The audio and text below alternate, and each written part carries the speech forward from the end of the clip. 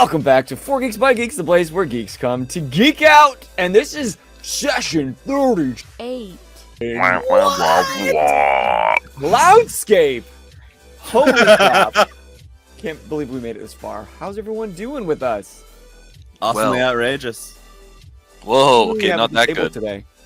I'm Austin. I'm Josh. I'm Britt. No T, no Lucas. So, Lucas was on this show. Exactly. Lucas, we miss you. We miss you. I did talk to him, and there's potential that his life's going to settle down, and he might be able to come back in the near future. For the last episode or whatever. Honestly, that would be amazing. He just shows up last episode. Shows up like been heroes come at the right time or whatever. You all are like level 20 and he's still level 3. Dies immediately. That'd be awesome. That'd be great. But thank you for joining us. If this is your first time, you are knee deep into the story. You might want to backtrack, maybe to episode 1, or just start here because we're a good time and you'll fall in love with us immediately. And then you go back to episode 1. Okay. By hour 2, you might enjoy our presence. We grow on you. We do. But I am excited. I've got something fun planned today. So I can't wait to get into it. That's right. I planned. I asked this in DMs, but should we be scared? Should our characters be scared? Because do you remember when we went on a little adventure last time? What happened with Kit? I wasn't there, to be fair, so I wasn't soaking all the bad luck rolls. Same. I also hands off the chess piece on that one. Really, it's Alsvid's fault. He was there. Whoa. Nothing that bad has happened since he's left, so let's think. So when we do bring him in for the finale, it's so that we TPK. Yeah. If you can even TPK in this game.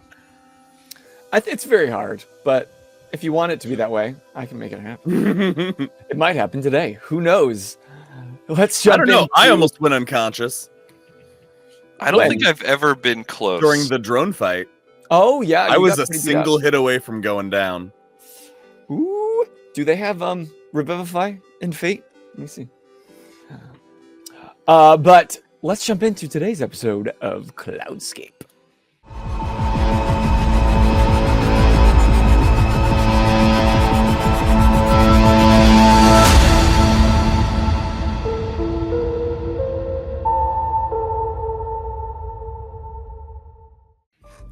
Previously on Cloudscape, this is all going to be news to Wayland because he was unable to join us.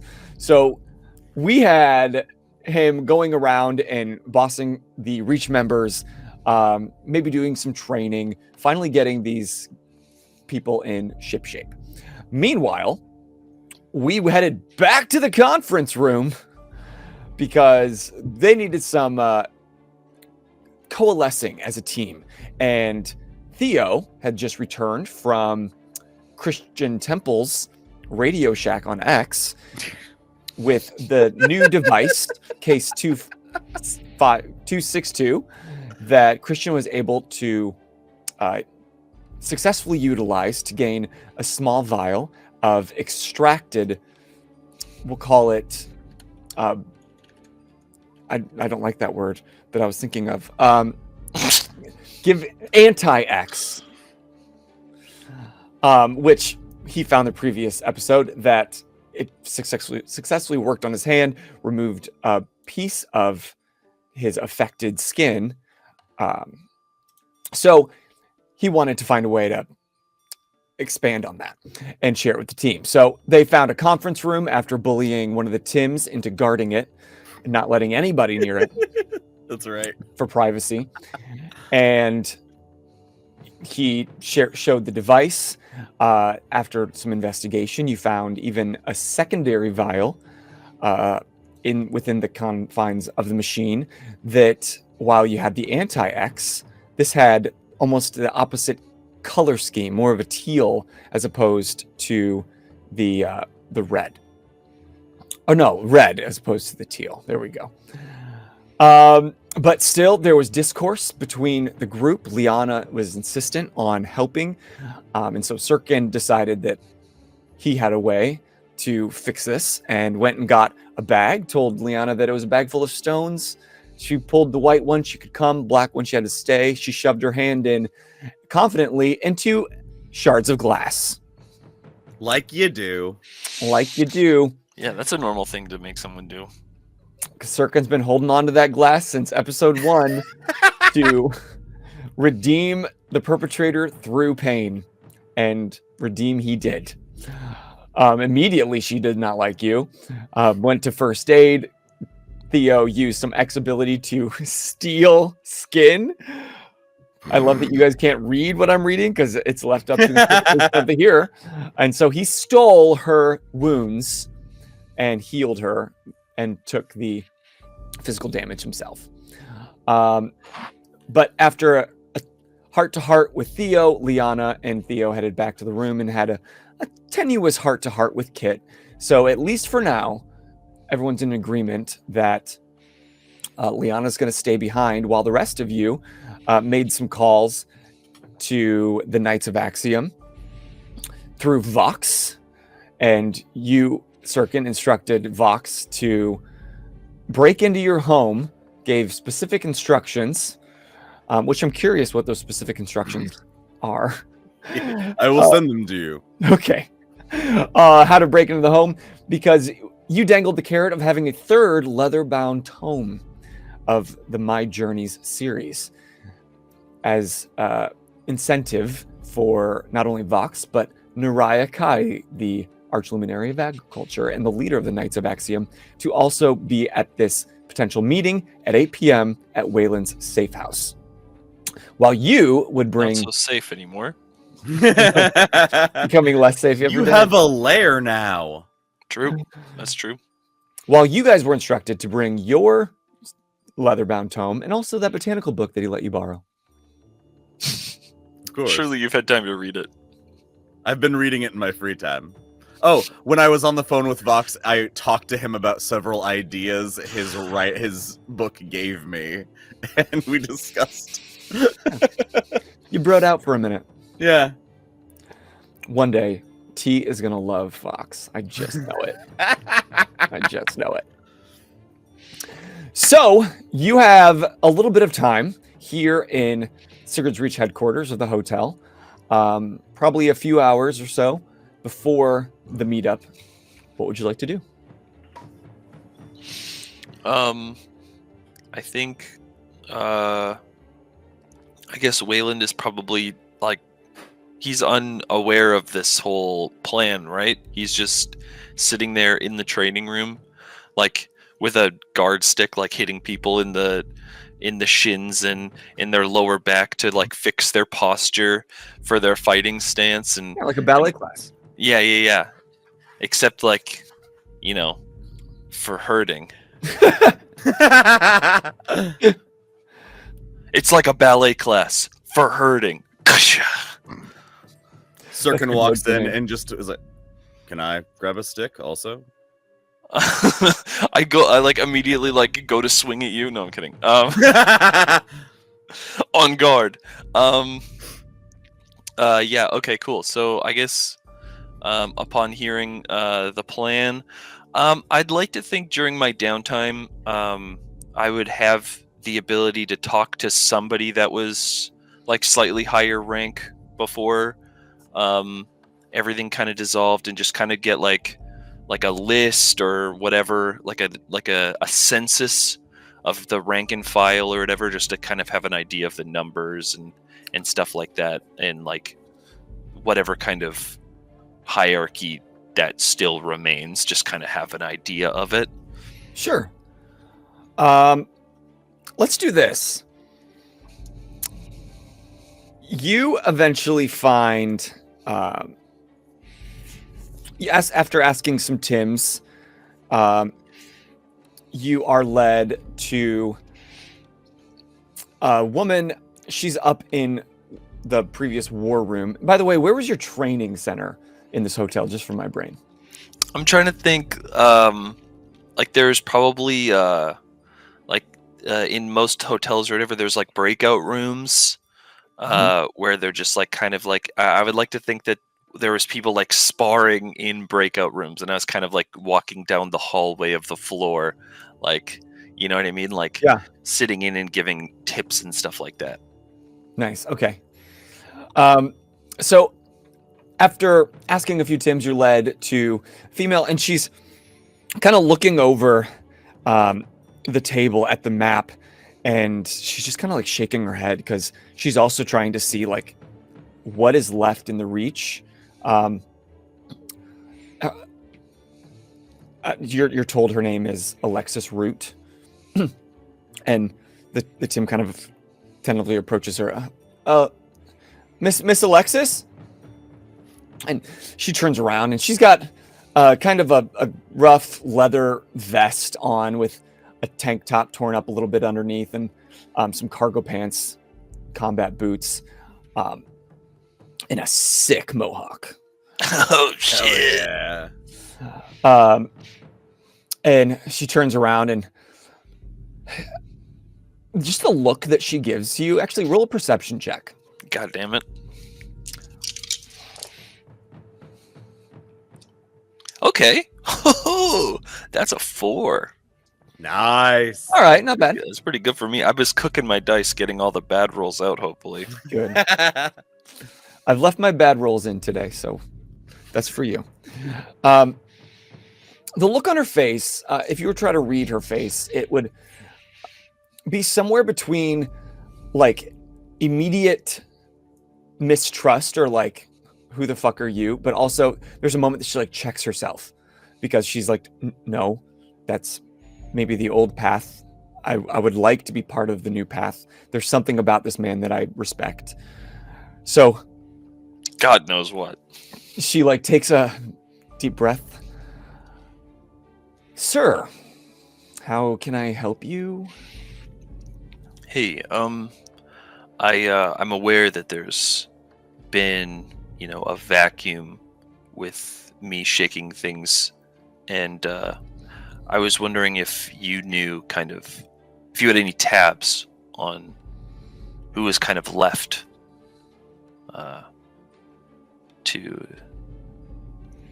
just establish, what to do for moving forward. Yeah, it's funny. I was just looking over those numbers myself. Roll a resources check for me, God damn it! and this will help determine. Don't say that. It's your fault that you're low on resources. Okay, that's not so bad. Resources is a 0, so let me see. Can I invoke the aspect persistent as the plague? In what way? That I was persistent in my argument for people to stay for the right reason. Shit. God damn it. Thank you. I'll take it. So that makes it a 4. A 4. Okay. So previously in the Reach, there was probably over 100 members spread out. They didn't all live here, but they were part of the group. And after the split, I would say that you've probably got like 50 or so. Okay. Like just less than half. Yeah, like 20 would probably be around here in the Reach currently. The other 20 are out and about, but through like some communication and Alexis having some people check in on some other members, she got to get a sense that, okay, they might still be part of this, or some people like hung up the phone or just said, fuck that, I'm out, and remained out there in the rest of the city. But give or take, you've got around half. Yeah, okay. Upon hearing the news, I'm sure, or can I do like an insight check on how she feels about what she just told me? Yeah, it's kind of, I'll give you that same perception. It should have been insight, but that you just rolled. Okay. It's kind of that same thing. It's like she's actively trying to discipline herself to be a part of this new path. But it's hard, just like for the rest of the Reach. They were so used to how it was. Yeah. And it's like now they're held accountable in a new way, or it seems like they will. Like there's training going on that never happened. Yeah. Like you noticed a lot of those guys were like sweating and completely out of shape. Yeah. But some And had potential. to like kind of ease her like tension, I'm gonna I'll try my best. And I'll just kind of say like it may seem like we've taken a big loss, but at the end of the day, we're going to be a lot stronger by going through the training and connecting and being one uniform movement, as opposed to 100 people doing their own thing and taking the banner for any clout it could give them. This is going to be strengthening overall, and maybe those people that left will see the lifestyle change that's brought about and will want to come back. I'm sure that there's people you're missing, but I don't think they're going to be gone forever. Well, I hope that's true. I'm going to be straight up with you. I'd love to be on your side of the fence. But I'm wavering and I'm watching. And if you're all talk, I'm out. And I'm taking everybody with me. Yeah, I appreciate that. And I think something that is important to me is that you clearly have some kind of pull, and I think that that's necessary for this exchange, because if I don't have the trust of the people who has the trust of the people, then I'm just a bossy old man. And that's not what I want to be. All right. So then, General, what's our next move? Well, I'm hoping that when the Golds get word of this imbalance, that's going to make them feel uneasy. And I'm hoping that with the help of, I'm sure you've heard of the Knights of Axiom. Yeah. Yeah. Well, I'm hoping with their help, we can maybe cut the head off the snake and really start, living without their thumb. Listen, growing up here in the city, I've seen a lot of snakes, and I've seen heads cut off. And the one thing I've noticed is it's more like a hydra. You cut one head, two more grow. I think, and you can correct me if I'm wrong, but I don't think there's been a bigger snake than the Golds. You can correct me if I'm wrong, but I think that that's going to set up some real change around here. Some lasting change. And once that power vacuum is filled, I don't think we have to worry about the little tiny Hydra heads that are desperately clinging for resources. Yeah, but filled by who? You cut the gold off. It's going to leave an empty vacuum. There's going to be so many people rushing to take this place. Like you? I'm going to lean in. I'm going to lean in and say, our new job is to keep that seat empty.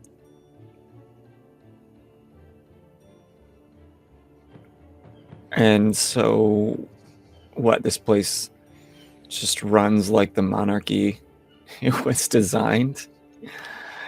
I actually also right there. I also laugh, and I go, you know what? That's a problem for future us. but let's just keep it so that the people are safe and our jobs are clean. And you know what? If we've got to cut the head off the dragon, and I laugh again, maybe we'll do it. Tyranny. Now you're convincing me. And she kind of just gives you a pat on the cheek. All right. Heard what I said, Cupcake. I'm watching. Oh shit! Let's Oh, go. those were all the complex feelings that Wayland was going Yeah. through. I think that's what happens when Wayland gets a boner. Oh God.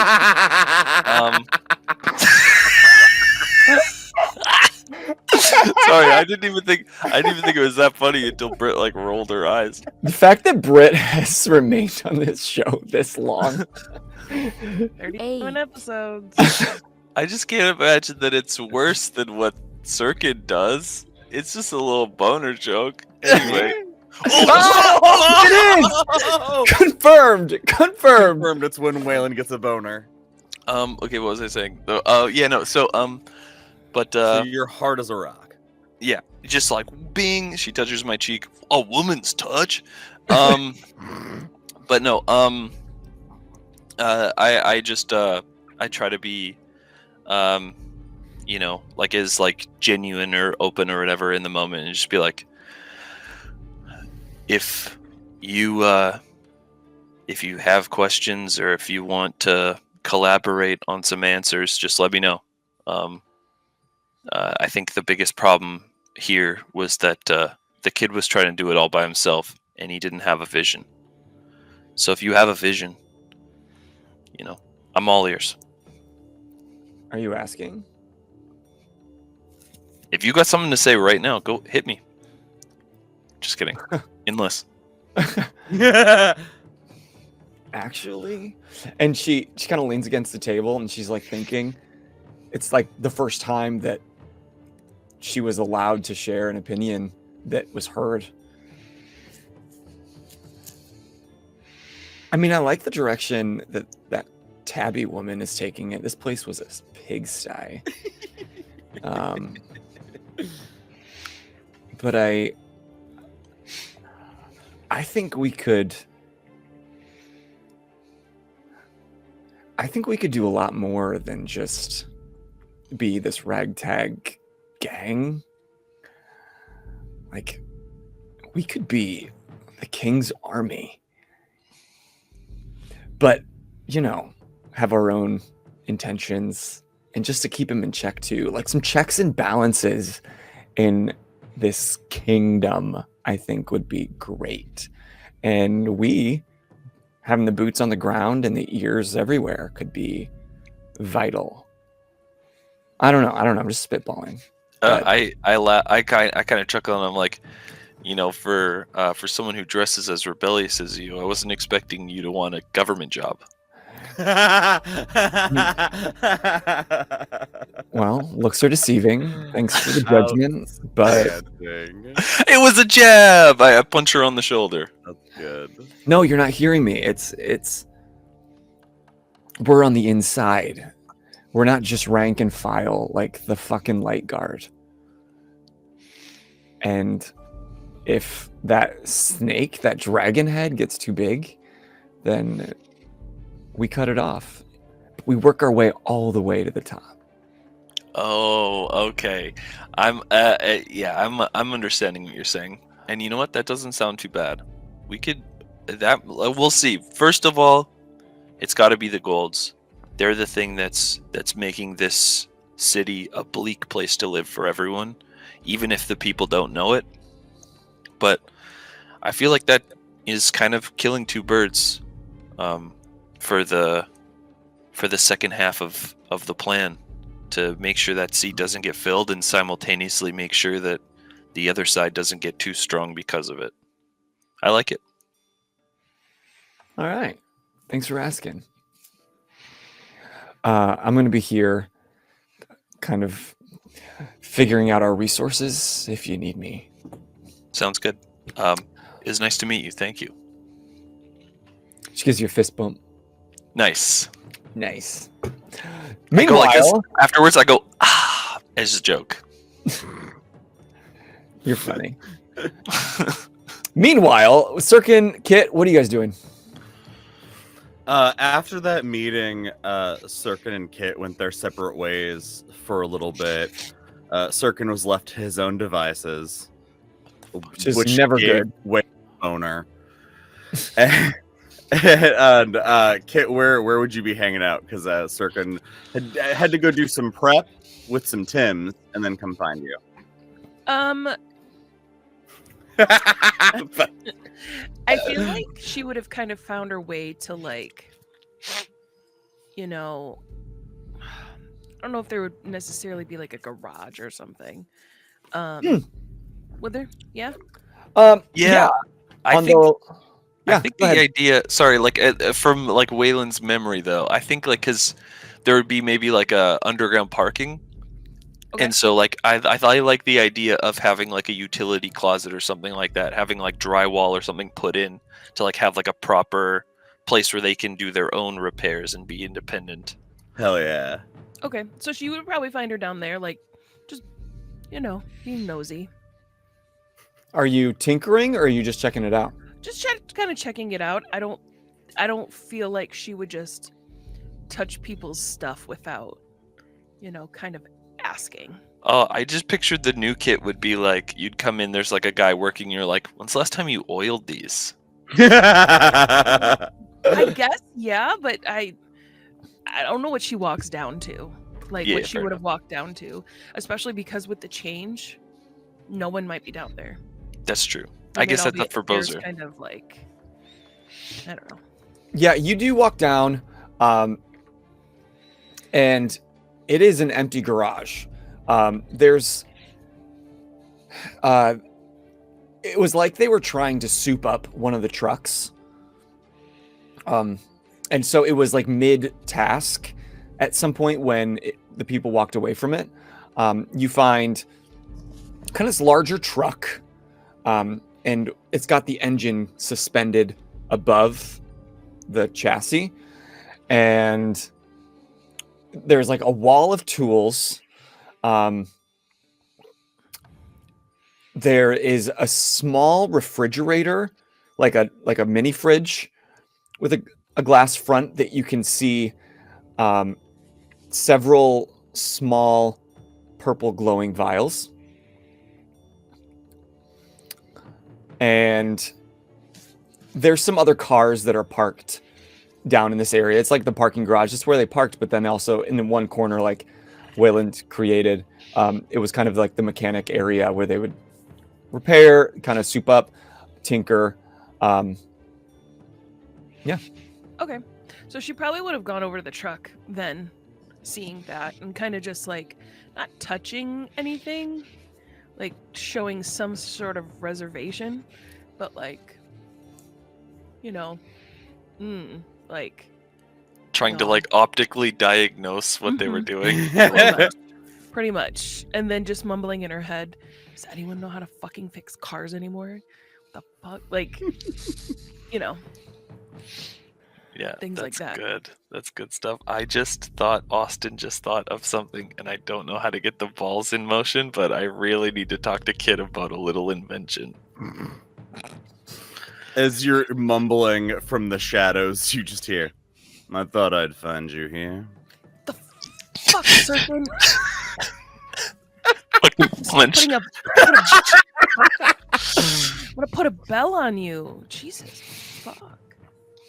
Don't you threaten me with a good time. Now, Tim, and he has two Tims behind him who are carrying, they're like sheets that there's clearly like bulky stuff in them. Tims, you can set those down. Just anywhere? Over by the workbench would be fine. Okay, yes, sir. They set them down. Perfect. And then they kind of just stand there. You're dismissed. Okay. And there's like two stools by the workbench, and so then they just sit and like, So how was your day? I've been doing D&D for years, and I've never once thought of doing an NPC like a Bethesda game.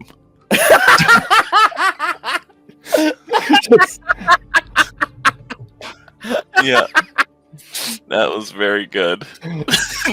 You're dismissed. Okay. So how was your day? The boss is gonna kill me next time. That blank Leave stare. us will remain perfectly still and quiet. Oh, They have autonomy. Choose now. you hungry? Yeah, let's go. Let's go steal chicken. Ugh. And they're like walking away. You can overhear. Did you see that Liana chick? She seems kind of hot. Yeah, but she's a giant bitch. I thought you guys were chill now. We are chill, but I feel like we're chill, but Kit's still gonna pull her leg when she can. Sure. Just because that's the whole thing. Is like she's never really hated Liana. Is that she just likes picking on her. Because it riles her up. Yeah. She sees somebody she can, get after. Little sis. Yeah. So you two are now alone here in the workshop. Kit, Syrkon, we have to discuss something. am I gonna like this discussion? Or You will not enjoy it remotely. I apologize in advance. However, now that we know you are among the population that will not die spontaneously after ingesting X, we're throwing a party.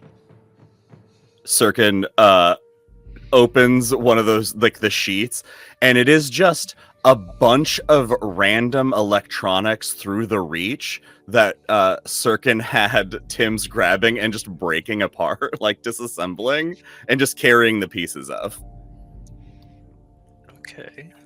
So, you brought me scrap. Thank you. This is a great... You didn't die because you took X present. I love it. Thank you. Much thought behind it.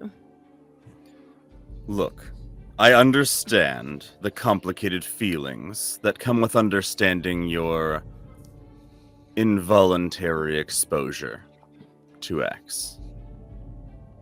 But now that you know what you can do, you must learn to control it. Why do I need to learn? If I don't take it, I don't need to learn how to control it. Because without using all of your tools, you have murdered several people and nearly been exiled.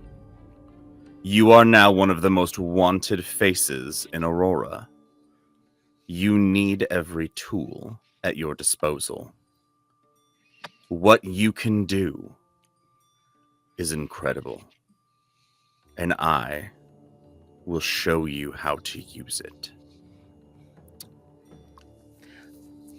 I don't know if I trust you being the person to teach me how to use X. I mean, you're supposed to ingest it, or, brother, you put it in your eyes. Would you like to hear of my first exposure to X? No, but I'm sure you're going to tell me anyway. I was born young.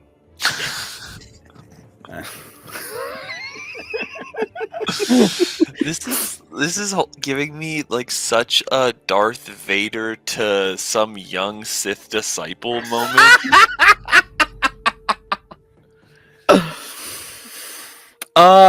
Bozer, how do we want to segue into this? So, as you begin the story, you are taken back to a memory. It's on the Gold Estate, which is positioned on the edge of the plateau of Aurora, and it's this massive mansion almost Gothic in its architecture. And it's got this huge sprawling garden out front. Within, it's got many rooms, ornately adorned, and huge picture windows facing out towards the clouds. But on one particular day, at a young age, you find yourself in kind of a lower level of the Gold's estate, and it's currently under construction. It's between work hours, so it's eerily quiet. And the only sound you can make out is the distant hum of machinery. You're about 18 at that time. And just like we find you in all the other past memories, you vigilantly have this sharp, confident demeanor. And you're walking through the estate, headed towards this construction site, which you would know is more of an off limits. You've been directed not to go near. But you carry yourself with confidence, having grown up in this status as basically a highly valued interrogator at this point for the Gold family.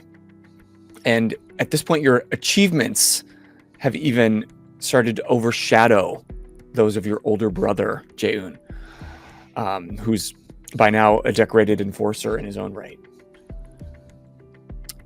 As you approach, you see this large, half-finished, we'll call it a building, even though it's in the lower levels of the estate itself.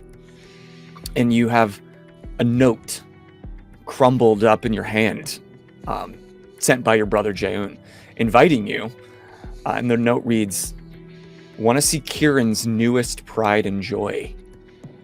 And you believe this as to be a gesture of kindness. Your brother offering a chance to indulge your scholarly curiosity. But you hesitate for a moment, and then you push through this heavy door on the outside of this internal building, and you step inside. And as you step through, the sunlight from the open ceiling and these large picture windows facing out towards the clouds almost blind you. And you raise a hand to shield your eyes, squinting through the brightness. But without warning, Jaeun leaps from the side, a glass vial in his hand, and before you can even react, he hurls the liquid straight into your face. And you can feel the zodicium burning your eyes as it splashes across your face. You stumble back, your vision blurring as you feel throughout your entire nervous system the X take hold. Jaeun, what have you done? What have you done? The sensation at this point is overwhelming. And you can start to feel it heightening your senses almost to a supernatural degree. And your pulse in your neck and your chest quickens, and the sound of your own heartbeat deafening in your ears. But then slowly your vision begins to clear, and for the first time you see this massive, looming monster. Its form is distorted and grotesque, and it's unlike anything you've ever seen before, and it's almost like you feel like you're going mad. Within your eyes, we see the soft green take on the first reflective sheen of many to come. And within your eyes, you can see the horror of like the silhouette standing in front of you. As you start to remember what that shape looked like. And Syrkon is now describing this to Kit. In the spectral haze of the morning, it stood silhouetted against the sky, a monstrous shape towering over an artificial plain. It loomed like a twisted monument of forgotten eons, with limbs thin and impossibly elongated, lending an air of grotesque fragility to its titanic form. The neck stretching into unfathomable heights, swayed like an eldritch tendril, crowned by a head adorned with bizarre horn-like projections, and eyes that burned with baleful intelligence, gazing across the desolate landscape with a gaze both serene and malevolent. Its molted hide, marked by cryptic patterns of umber and sepia, seemed to ripple and undulate in the dim morning light, like the reflections of a monstrous entity lurking just below the surface. As it bent to feed upon the foliage, with its serpentine tongue curling unnervingly around the verdant leaves, I stood transfixed, consumed by a primordial dread that pulsed through my veins. This cosmic horror, this leviathan of twisted nature, stalked the grounds with nightmarish grace, a living testament to the hideous whims of ancient, uncaring gods.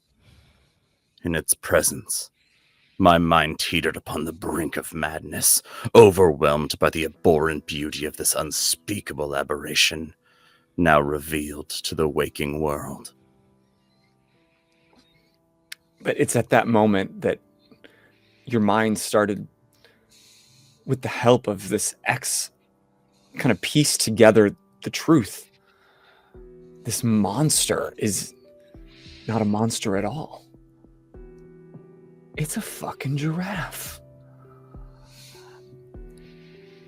Your breath steadies as you recognize the creature that you've only known described from textbooks, and your brain fighting through the sensory overload.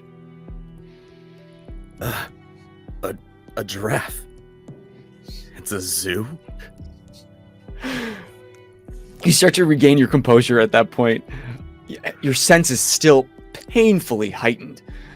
And you turn to Jaeun, who stands frozen, watching you with a mixture of fear and anticipation. And your enhanced senses now allow you to read every flicker of emotion in your brother's face.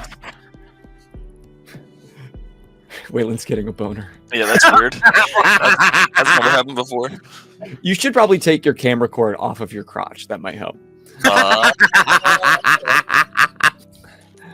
Your brother's face reading a bit of fear, a bit of guilt, even a touch of regret.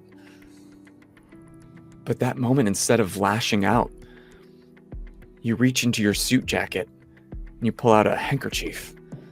You dab your eye and wipe away the remaining chemicals. Thank you, brother. You have shown me very much indeed. And your brother, much larger than you, you notice him like tense up and flinch, like bracing himself for the wrath that he expected. But you simply tuck the handkerchief away, giving your brother one last unreadable look before turning and walking back the way you came. The door heavy creaking behind you as you shut it. And even though you weren't there, you can almost imagine Jaeun stands completely alone in this dim room. The sound that you can still pick up through your X abilities at that moment. Slowly, steadily breathing, the only thing breaking the silence. So, my eyes were not the first choice.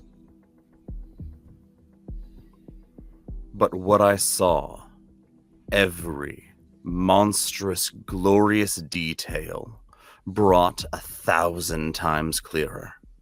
It almost broke my brain. But now, I see everything. I want to share that gift with you. Syrkon pulls out one of his vials, the eyedroppers. Can you put this mess back together?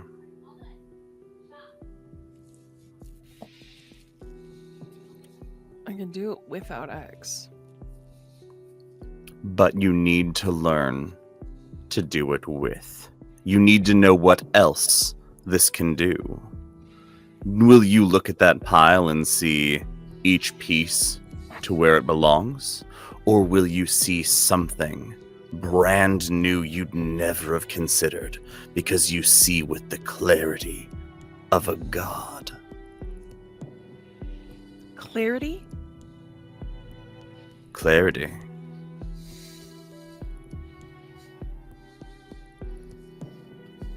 So you expect me to...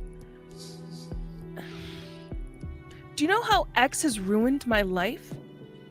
So you expect me to just joyously, oh, Syrkon's gonna teach me something today! And I should just graciously take it? I never asked you to experience joy. I asked you to train. I asked you to become stronger.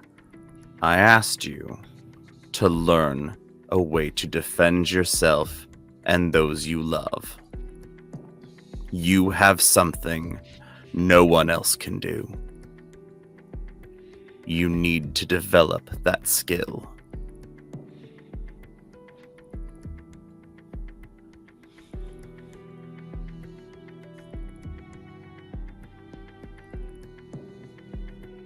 And if I say no? Then you may find yourself regretting this decision when the lives of those you love hang in the balance. If you can live with that regret, by all means. But I'm here now, as someone who has spent his life using my eyes in a way no one else can, offering to show you the way.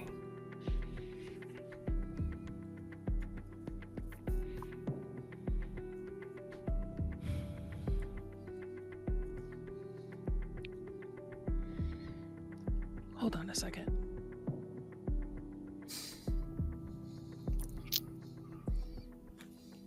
Communing Sorry. with the gods of old, I get it. Sorry, all I heard was like the entire monologue was beeping microwave. Get your food!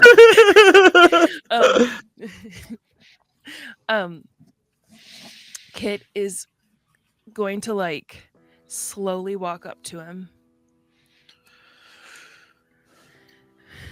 and take it from his hands. Do I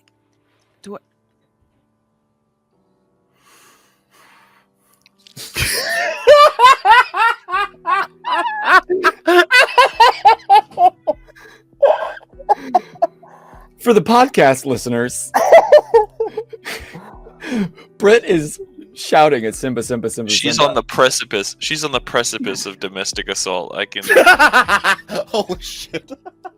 She's this We'll close. put that on the internet. So close. then he decided that he needed ice. So okay, we're done. We're done now. I'm glad he needed all the loudest things he possibly need. He had all the time in the world this morning. You know what? Smoothie sounds good right about now. All right. Okay, so she's gonna walk up to Syrkon slowly, and do I have to take it in my eyes? Is there? As I understand it, your father put it in your coffee, correct? I guess so.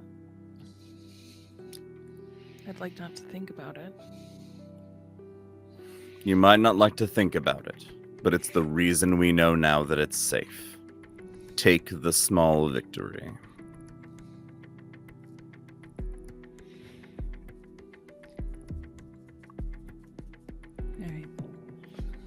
And she's going to take the vial and I guess open it and put like a few drops under her tongue.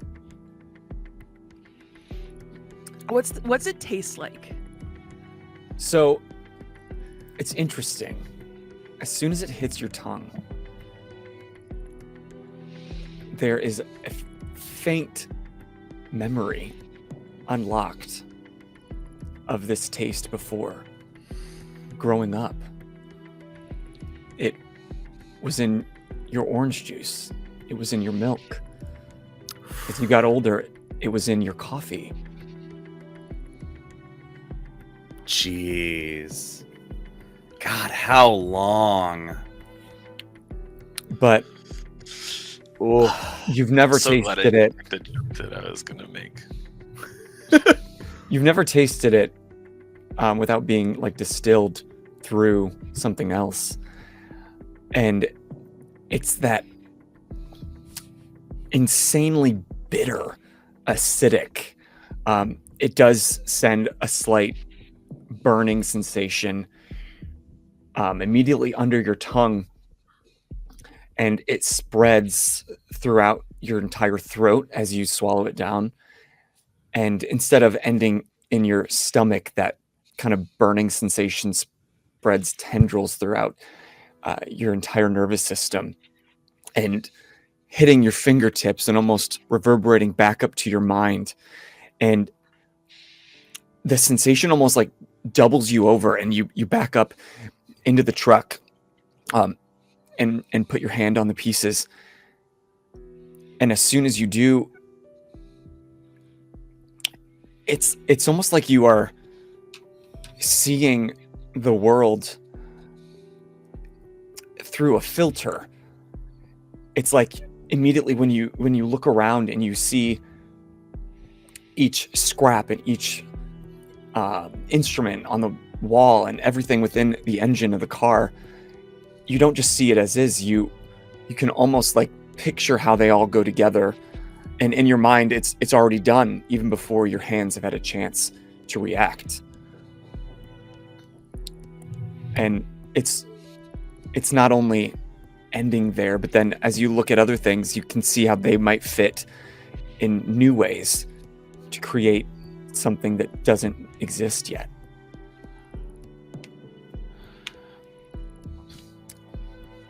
And you do feel, even though you took it cautiously, it's almost like you feel a craving, a thirst that can only be quenched by putting the pieces back together.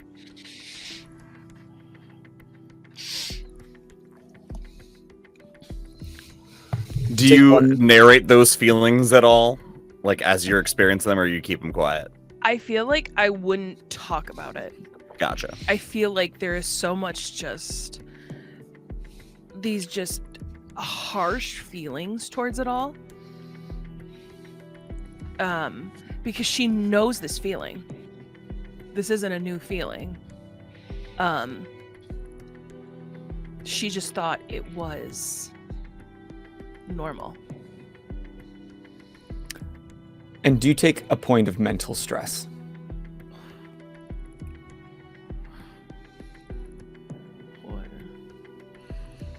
And so while Kit's senses are overwhelmed, when you finally start to like regain your composure and hear things outside your own head, you'll hear that ever since you took the X and started reacting, Syrkon has been repeating breathe, focus.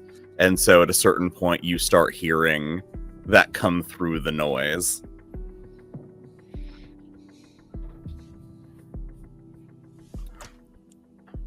Bad camera. Bad. I think it's probably your Very cord numb. to your actual computer. I know, but it's just fun to do this. He likes to spank that naughty camera. Yeah. Yeah. Bad boy. I don't know where it's plugged in.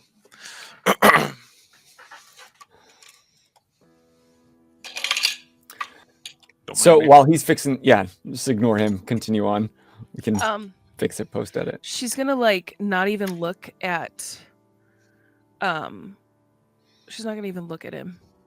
So like the second she like, I feel like the second like that it hit, like that filter, like what I see in my mind is, you know, that filter where all those numbers, like you've seen like it's a meme where those numbers are like just crazy.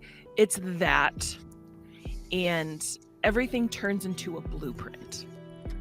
Fuck yeah! Like, with grids and everything. And Hell like, yeah! part thing, and then they just like, you know, go. So that's where her mind goes.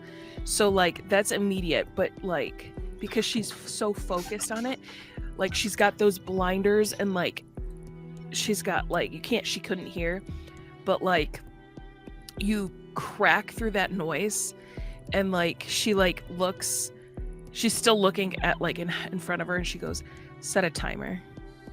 Perfect. Yep. Syrkon looks at his watch. And Pause. Okay. Because you're going to be in different positions. I'm gonna pee while we're doing this. Sorry, I should have peed while it's invisible. She is going to like step up to the truck. Like she doesn't even want to deal with like the little stuff because they're so minute to her. Like, no. She steps up to the truck, like cracks her fingers, stretches her neck, and like head in. Like she is going to completely overhaul just the engine of this truck, what they were trying to attempt to do. So describe in what way that you overhaul it, or like what before they were trying to soup it up, and in the state you can tell that they were trying to just get it to go like faster. Mm-hmm. But what's the end result after you get through with it? I'm thinking, like, I don't know a lot of car terms. Like me personally, Britt It's does great. not I don't know either. a lot of car terms, but I'm thinking she's gonna like just flush out all the whole system, like, you know, any of the fluids and things like that. Put brand new belts on. She's going to make sure, like, kind of change it so like the oil or whatever it uses, you know, it's just more clean, and you know, but I feel like she's going to try to fix it the old way. Old way meaning? Mm-hmm. She's gonna try to fix it the old way, like old cars, like old way, and she's gonna get frustrated, like midst fixing this, because this is a newer vehicle.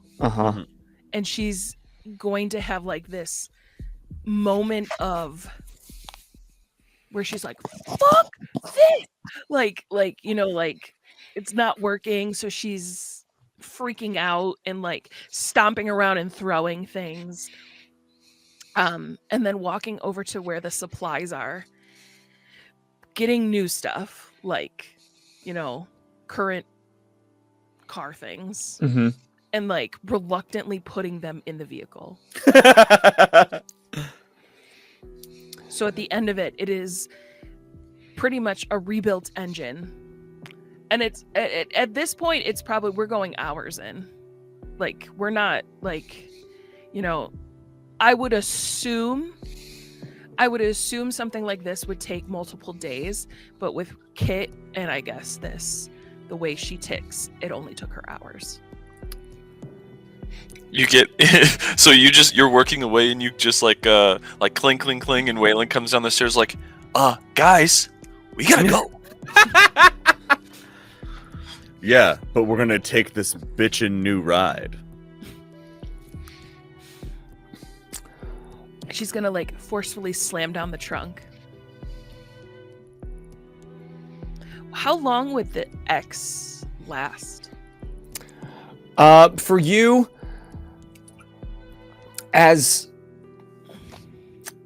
you were like reaching that moment of frustration, that probably took about an hour to get there, because even though your body and your mind are like telling you one thing, your heart and Kit is still trying to fight it and do it the way that you knew. And so that probably lasted about an hour. There might have been even a Tim or two that walked by, that came by the sound of all the clanking, and they were able to assist in like lowering the engine in and some of the other grunt work. But then after the frustration and you kind of give in to that sight, you started to kind of feel it come down, but at that point you already had the plan in mind. So it probably lasted about an hour or two. Okay. Hour and a half or two. Okay.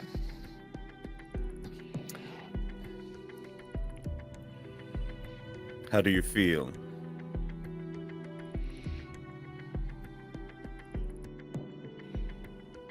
You know how someone with pent-up frustration, like, screams into a pillow, you know, punches like a punching bag, or, you know, runs a marathon. I don't know what people do with frustration. That's what I just felt right there. I felt like I was getting out my frustration. Wonderful. And she's going to take out like the notebook that she carries around with her. And she's going to write down like how many drops she took to how many hours it lasted. So she can kind of, you know, because this is a big thing for her. Like, because taking X is because X is her trouble, untrusting of X when it's used as a human helper.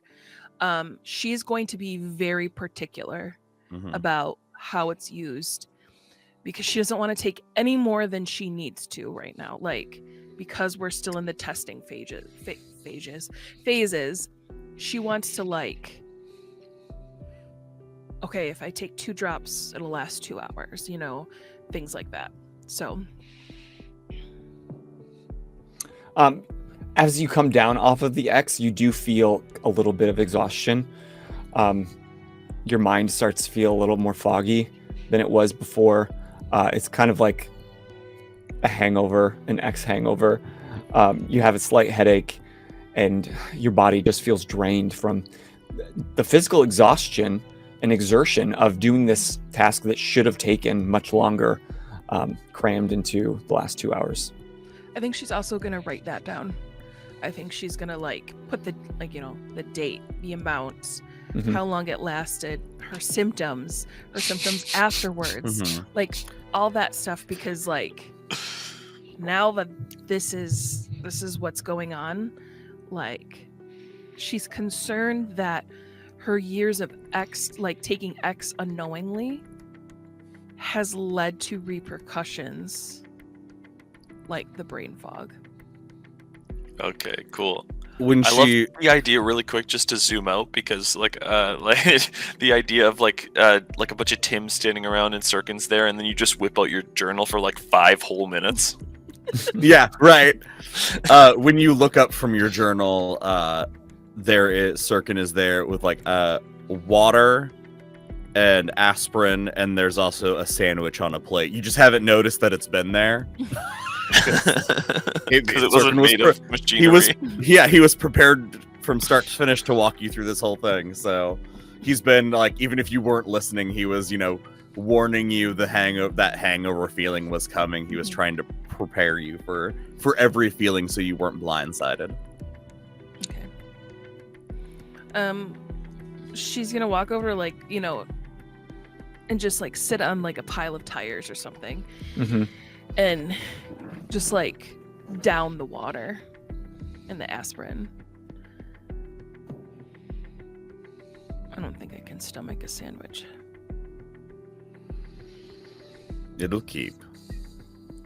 You did well. This goes against everything I hate. But I remember this feeling, Syrkon.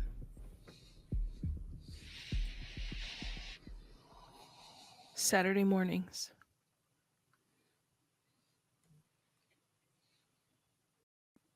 Nan always cooked. Nan was the main cook in the house. Breakfast, lunch, dinner. She found joy in making our family food. But for some reason, on the weekends, specifically Saturday mornings, my father felt that it was his job to make us breakfast. And let me tell you, my dad's better mechanic than he is a cook. But you know, sometimes when you love someone, you stomach through a meal just to make them happy.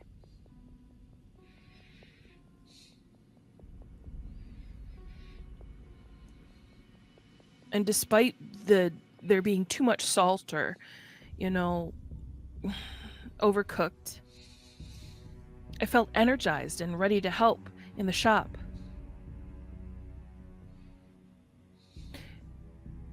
And we were most productive on Saturdays. More productive than Dad was ever during the week. And I took pride in helping him. I took pride in helping him and Pops until Pops passed. And then I felt I needed to help because Dad didn't have another set of hands. And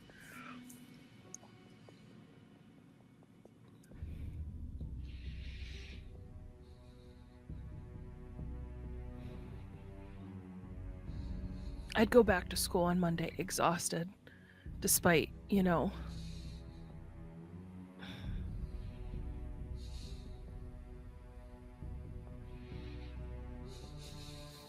it wasn't love in those pancakes. It was X.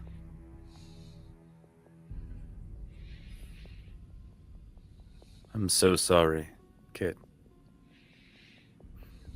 And I know he needed the help, and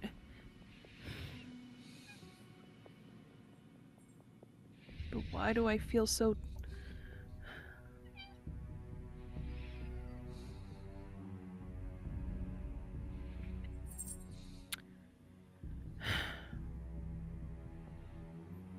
Now you know Never I hate lose breakfast sight. cereals.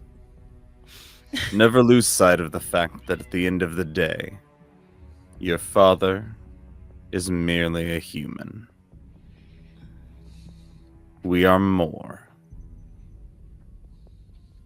You can pity him for being so wrong. But now that you are stronger, you can stand up for people in a way you've never been able to before. And ever since I met you, one surefire thing I do know is you are not shy about standing up for someone else.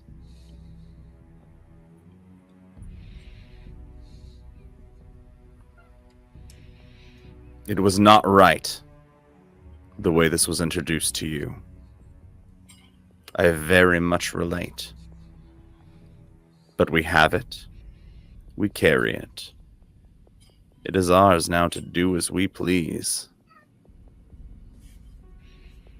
Take the gift. Pity the man. Move forward.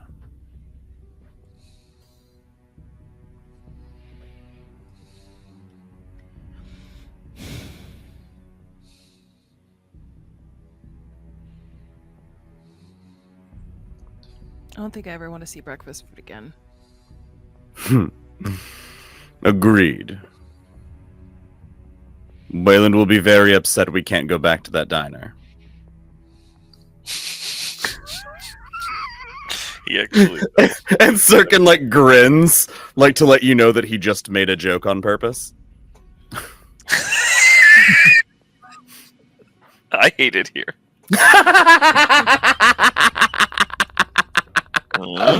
Wayland, were you serious? Human qualities. No, I was. Were you serious that you came down? No, I will. I probably I probably would come down. I don't remember if I was even debriefed on the night stuff. But yeah, you were. Okay, cool. So yeah, I will come down. Probably also just like, oh, you know what? I bet you that's where they are. You know what I mean? Like, oh, I bet you they're down there. A fool of me for being too sidetracked to not have showed her there myself, kind of thing. and I guess I want to do like that, like really awkward Family Channel dad knock, like I'll like you know, like the man door into the garage, just be like, am I interrupting something?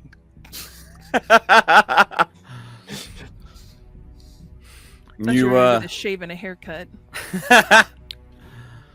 You should come see what Kit has done to your vehicles. Okay, yeah, I'm gonna just keep this whole like dad facade on. Just be like, okay, yeah, whoa, that looks cool. You did this by yourself? There's a Tim in the corner. I pulled the winch. I look at him and I'm like, thank you so much for helping my friend here. You're welcome. And what's your name? I guess it's Tim. Okay, but like, what's your government name? And he like perks up, and he looks at another Tim next to him.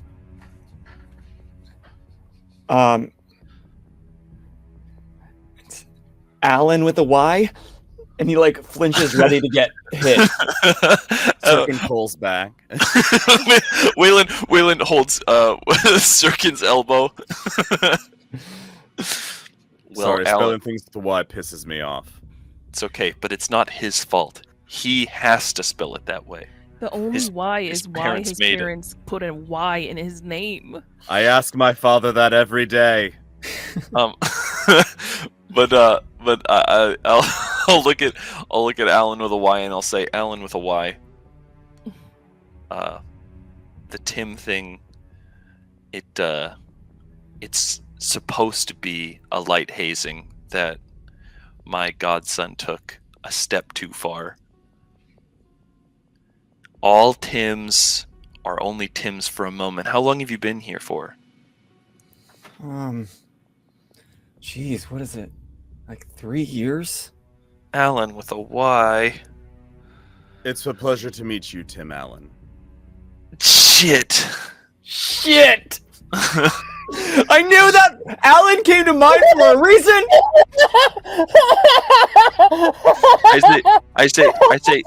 I'll say, Tim Allen with a Y.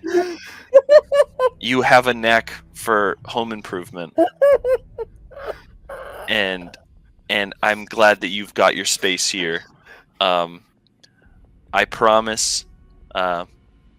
We'll do. You know what? And I like grab him by the hand and I say, for all of the Tims that have over-timmed their Timness, we will have a ceremony. I will train you guys.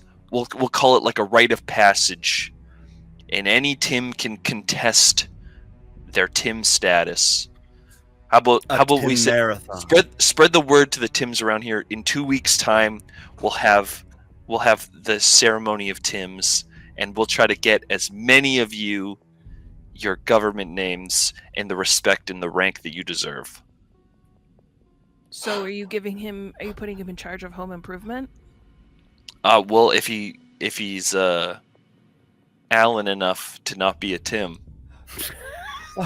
Yes. Thank you, sir. Let's go. And he grabs another couple of Tims, and they go running, and you can hear them echo through the parking garage. Fucking giggling.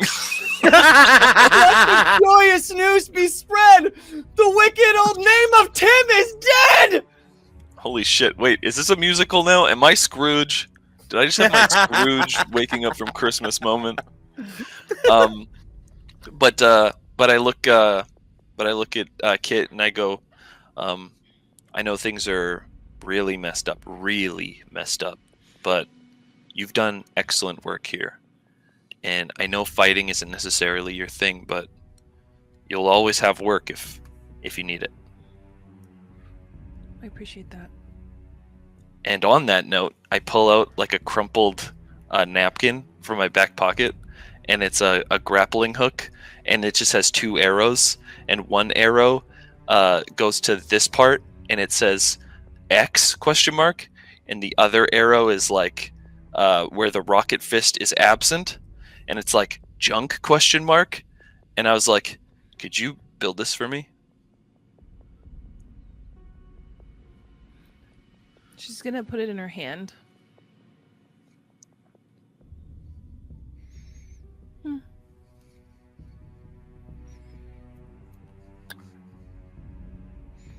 Can I maybe... What's your time limit? Oh, no time limit. I was thinking about, how tough the fight is going to be, and I know that I'm not experienced with using X, and frankly, I'm similar boat as you, not really wanting to at all, but have you ever heard of a railgun? Holy fuck. Hell yeah. Yeah.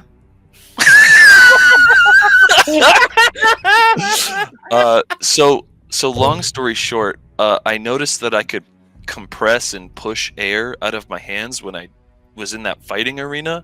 Okay. And so what I was thinking is if I could isolate that to just my grappling hook arm, I could just put debris where the rocket fist goes, and I could probably blow a hole in a wall.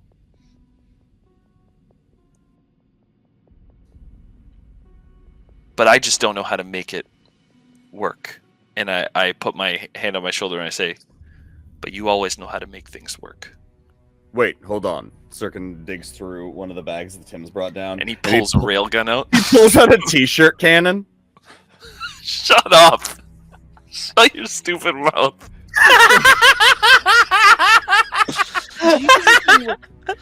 She picks she looks at the t-shirt gun.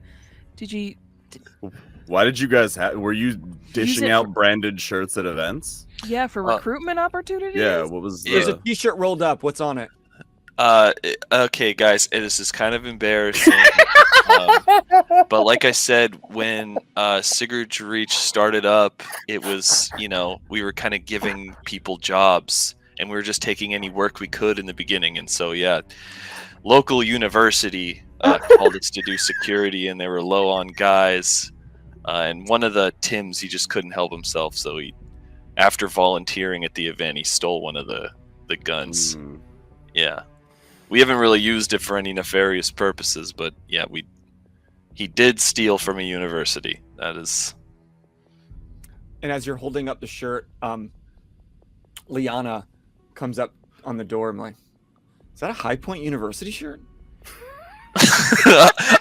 Wayland unfurls it. Oh yeah.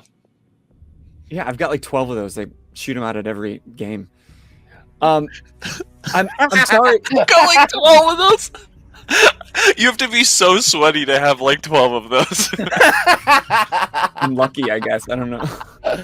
I hate to interrupt, but there's a kid in the lobby and he's like freaking out. Can you not handle Uh-oh. babysitting? No, like I can, but he doesn't live here. He like burst in through the front door. He's crying and he's asking for a guy named Jackal, and he says his house is haunted. I don't know. I figured you guys might want to know, especially Wayland. Yeah, that. Thank you. And I guess I'll just like maybe motion for her to come with me as I like hurry over. Like, do you know anything else about what's going on? He bursts in the door. Are you the other two following? Yeah, for sure. Okay.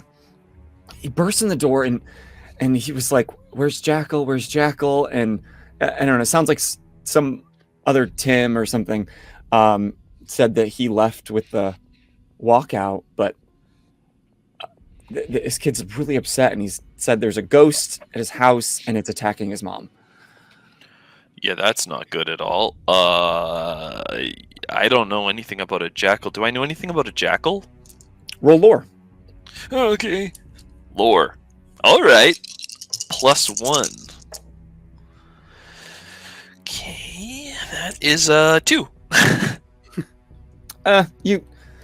You might recognize the name vaguely from a previous Reach member, but you don't know anything about like the relation that this Jackal guy would have to this kid. Okay, sure. I guess I'm expecting the worst. Like he's like the bastard of a Reach member or something, and his dad's being a not good guy. Okay, cool. So I'll rush to the lobby. What's going on? And at this point, there's a bunch of Reach members all kind of standing around, and Tabby is knelt down, and she's like, all right, breathe, slow it down. Tell us a little bit more. We're getting Wayland. He's like, no, I want Jackal. Where's Jackal? And she's like, can we find Jackal? And the guy's like, no, I told you. Like, I think he left with the walkout, but I don't know. I heard about it. He would stop by, I guess, is it Clay? Yeah, my name's Clay. He would stop by Clay's house and like check in on him on his rounds. Okay. Well, something's happening at your house? Who are you? You're not Jackal? I'm Jackal's old boss. The guy with the douche haircut? Well, do I look like a guy with a douche haircut? No. All right. Well, then obviously I'm not that guy. I'm better and stronger and cooler. I'm kind of like if that guy was a superhero. Now, if you had a superhero, come with me. Come with me. You Okay, have to help. My mom's being attacked, and it's a ghost, and it's. Are you good with directions? Yeah, I'll take you. Okay, I put him on my shoulders. Hell yeah. Just you? People will catch up, but we're gonna get there quicker. And Am I strong enough to carry Kit and fly? You can roll for it. Fuck, I'll give it a shot. Make a athletics check. Kit, take my hand. That's not too bad. That's a 2. That's not too bad. Too Nice. bad. So you take her hand and you start to lift off the ground, and now Kit, you are holding a flesh balloon. It's like a balloon. Yeah. It's like a balloon. You A are flesh balloon. Let's not say that again if we can. squarely planted on the ground, but you are floating above her head, Syrkon. I just look back over my shoulder and I'm like, I kind of just like, I do a little up down. I look back at the kid and I'm like, we're gonna get there first, and I put him on my shoulder. It's not far. It's just a block that way. Oh, okay, perfect. Maybe this isn't necessary. We'll meet you there. Okay, cool. Before we leave the Reach, we're gonna get something to cover Kit's hair in public. Oh, sure. If you're out in public, we need to have you in like a hoodie or something. Okay. And I'm still in my bright red Carmen Sandiego outfit. Yeah. Yeah, of course you are. But I would maybe cheer the kid up though, just like get him to point me to the direction and fire up a building, to try to cheer him up a little. I need you to roll perception, because as soon as you lift off the ground, it's like a mix, and especially in his state. Like there's a slight giggle, but it's mostly screaming, as he's never swung through the city, and he's covering your eyes a little bit, wrapped around your head. Nice. Perception check, is that? Yeah. Okay. That cancels that, and then so perception is a 3. All right. It takes. You can't quite see as clearly as you normally could, but it's still pretty good. And you don't go far. You swing through maybe a block or two. There's an apartment complex, and with like a front stoop. And as soon as you land, he's like, in here, it's in there. And you can hear screaming. You can hear like dishes clattering, and this unearthly like air sucking sound just vaguely through the doors wide open. Okay, cool. I'll just like take a second before I approach to make sure that the people behind me can get a bead on our location. Like I'm gonna like be very like, you know what I mean? Like Mhm. try to maybe not make eye contact, but if I can see them, they can see me, kind of thing. And then I'll approach to enter ahead. Maybe even be like, I'll take the kid off my shoulders and I'll be like, okay, I need you to point me in the direction and then wait out here, okay? It's the first one on the left. Person on the left. Okay, wait for my friends, all right? I'll be right back. And while it probably took you like a minute to get there swinging, it's really not far. So it would probably take Kit and Syrkon maybe 5 or so minutes to catch up on foot or hovering. Okay, cool. So I'll just like, yeah, I'm just gonna. I don't know if I'm gonna burst through the door, but I'm gonna enter expeditiously. As you enter into the scene, it's a smaller apartment. You're looking in and you see kind of a living space where the living room would be, some other doors leading off to some other rooms onto the right, but towards the right, through one of those doors, you hear louder that like and a woman's voice just shrieking and throwing whatever she can find, and you just hear this sound of shattering plates and silverware hitting the wall. Okay. I guess I don't know. I'll enter that zone if I can. Mm-hmm. So you turn to the right, you enter what's the kitchen, and before you see a woman like backed against the counter immediately to your right, and she can't even like recognize you're there because she is looking straight across the kitchen to what you would see is slightly humanoid shape, giving kind of a ghostly look. Its face, the eyes are like completely white, and the rest of the face is almost featureless. It's hovering off the ground with like these kind of white ghostly tendrils hanging off of it, and it's just like almost angrily pacing in the air. But as soon as it sees you, it charges towards you. Roll athletics for initiative.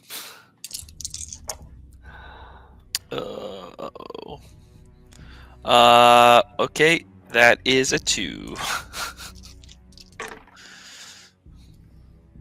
Hold on, let me make a note.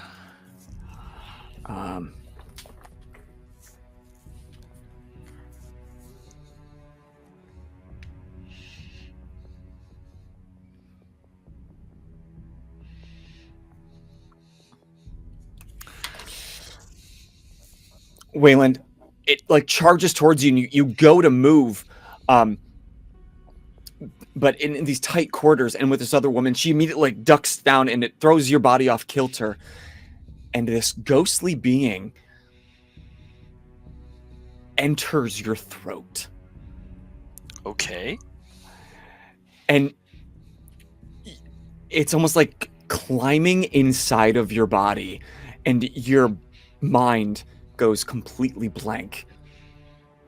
And you no longer have control over your own body. You were completely possessed by this being.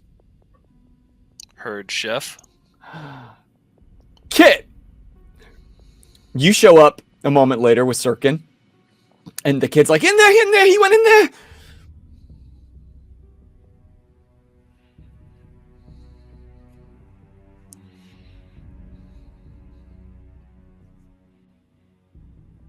You're muted. She hear the wailing and stuff too then? At this point, you don't hear wailing. You don't hear the sucking sound of air. You do hear a scream from the woman. Okay. She's gonna like look at Syrkon.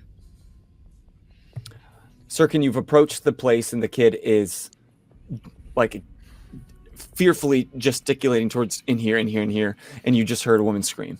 All right, I drop X into the eyes and I pull out Jayun's blades and walk in. Do you follow Kit? No. Okay. What are you doing? I'm going to sit with the kid and get some more information. I feel like, I'm not going in there blades blazing. I'm gonna kind of assess the situation from like a information standpoint. I was hoping someone would take care of the kid as well.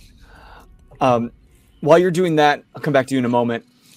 Syrkon, you enter in this space, and when you walk in, it's like the living space. And as you look to the right, you can see Wayland. And at this point, Wayland is standing in the doorway, unmoving, his back facing you.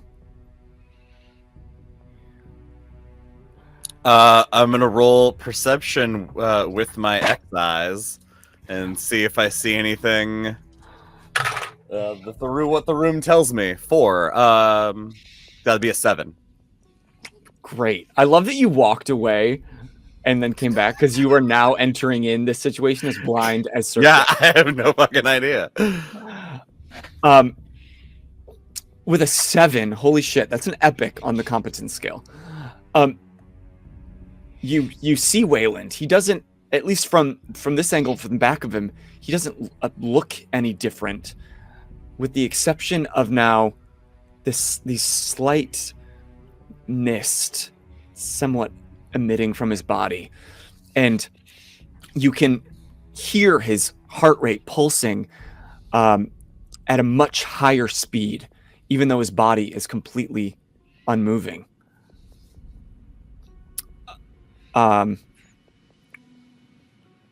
What did you roll, Wayland, on the athletics score? 2. Okay, Syrkon, roll athletics for initiative. That is all blanks, so a 2. Hang on.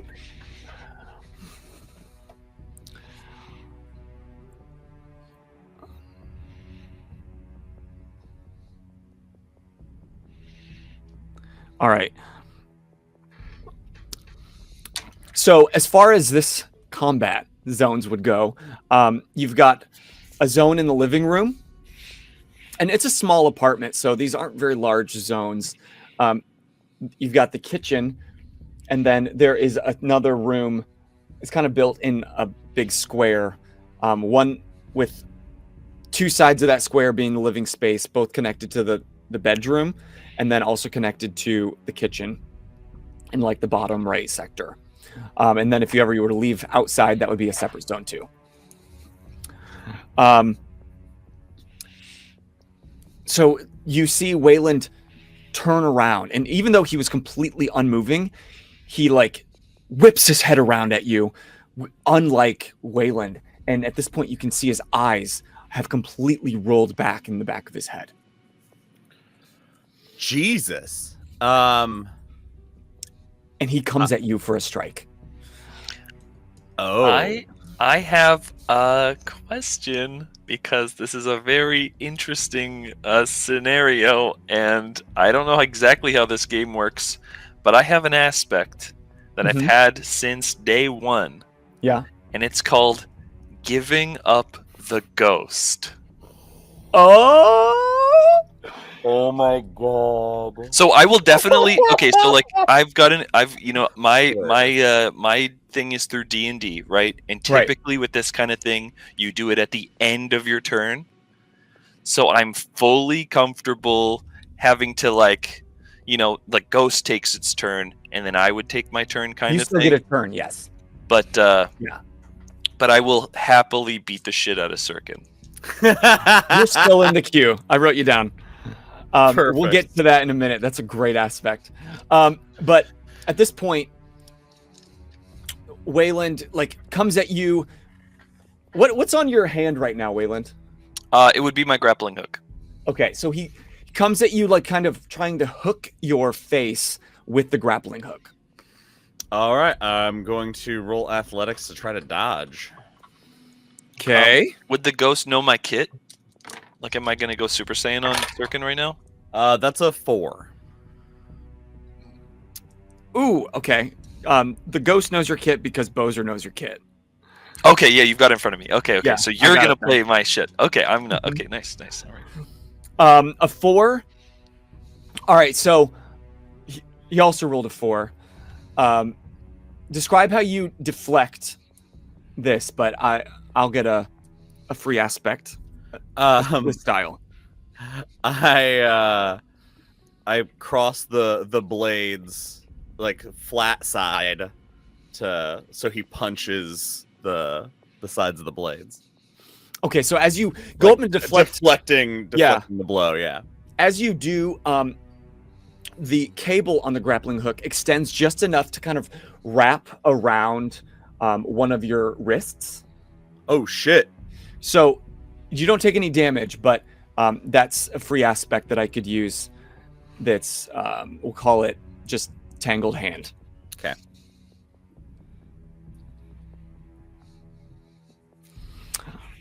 Wayland, as your mind went blank in that moment, you now come just slightly back to consciousness, and it's like you are seeing the world, but from very far away, and you feel like you don't have control of your being, but you can fight to reclaim for it.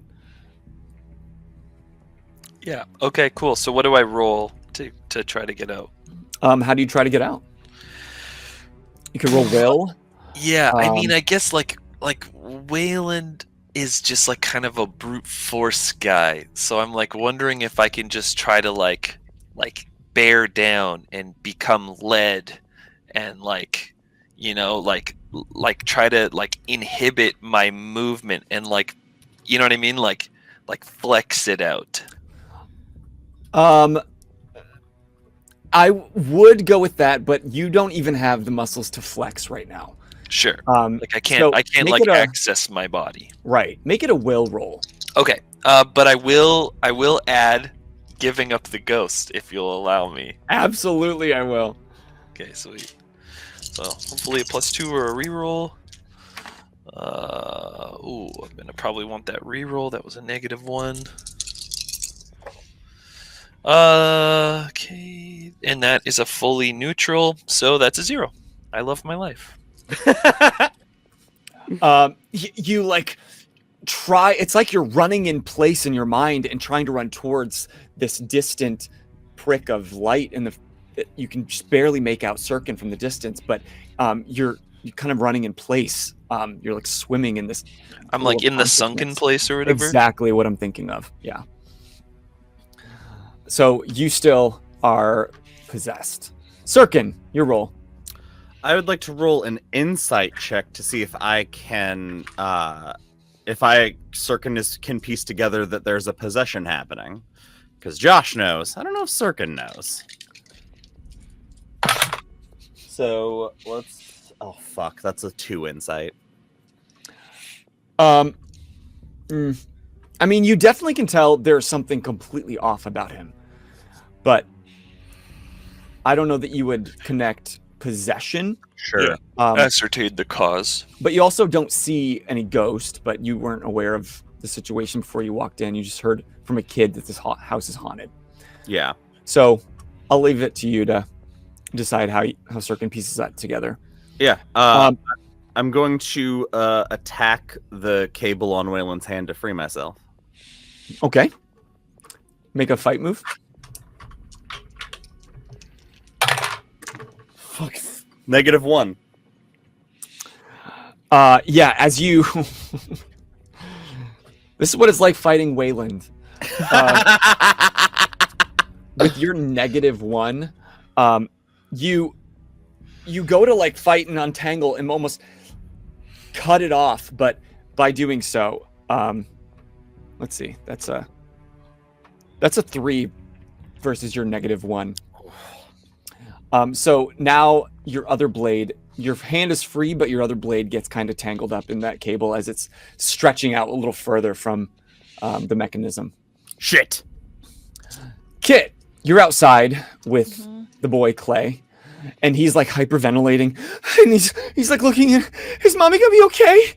She's gonna like, not hard, but she's gonna be like slap his face just a little bit. What's the damage? Okay. Cloudscape featuring child abuse. All right. The pain in your face.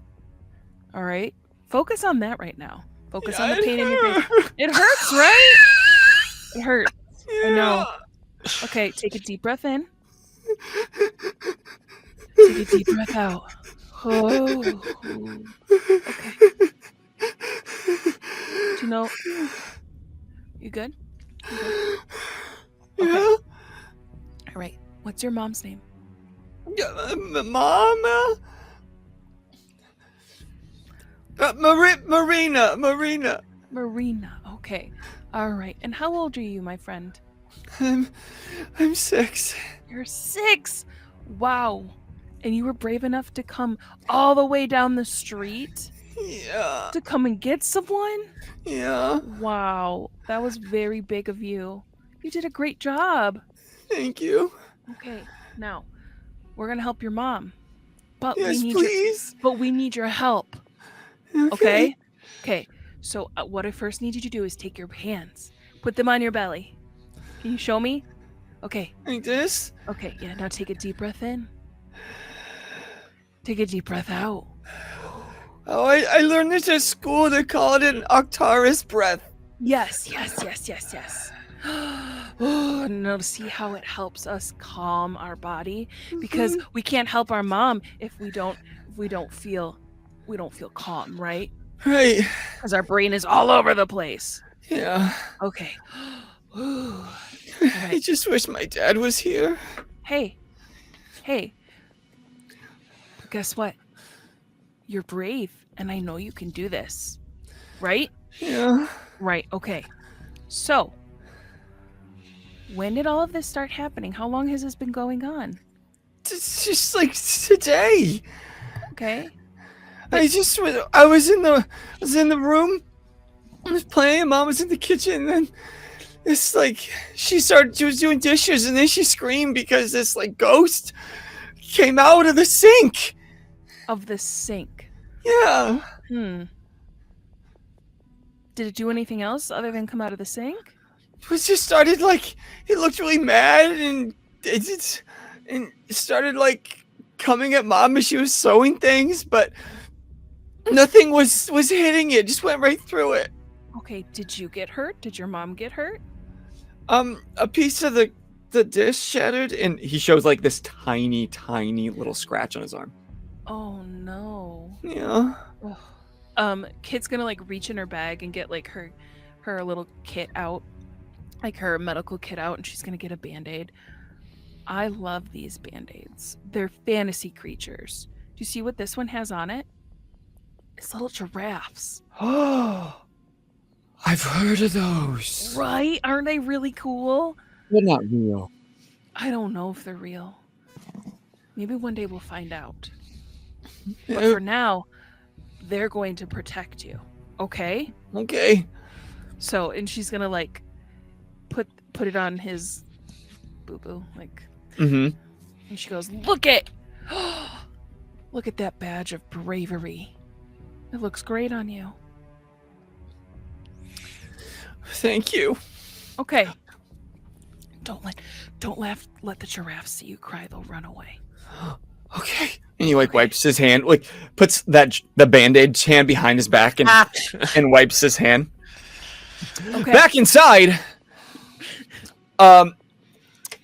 possessed Wayland is now he's like looking at you, Syrkon, but again, his eyes are completely rolled back. And it's like confused, like it's like flailing a bit, but then locks back in on you. And he's going to attempt to, with the extended of the cable, wrap it around your neck. Oh boy. All right, let's try to athletics my way out of this. This is what happens when Wayland tries to kill instead of does it by accident. That is a 4. 4. Nice. As it's going to wrap around, you duck out of the way, and I'm going to, because I rolled a 2, so you got a +2. So I'm going to negate the tangled hand, in lieu of giving you another style tag. Perfect. We'll just negate that one. So now you kind of loop around, and now you're both your hands are free and your knives as well. Wayland, what's gotten into you?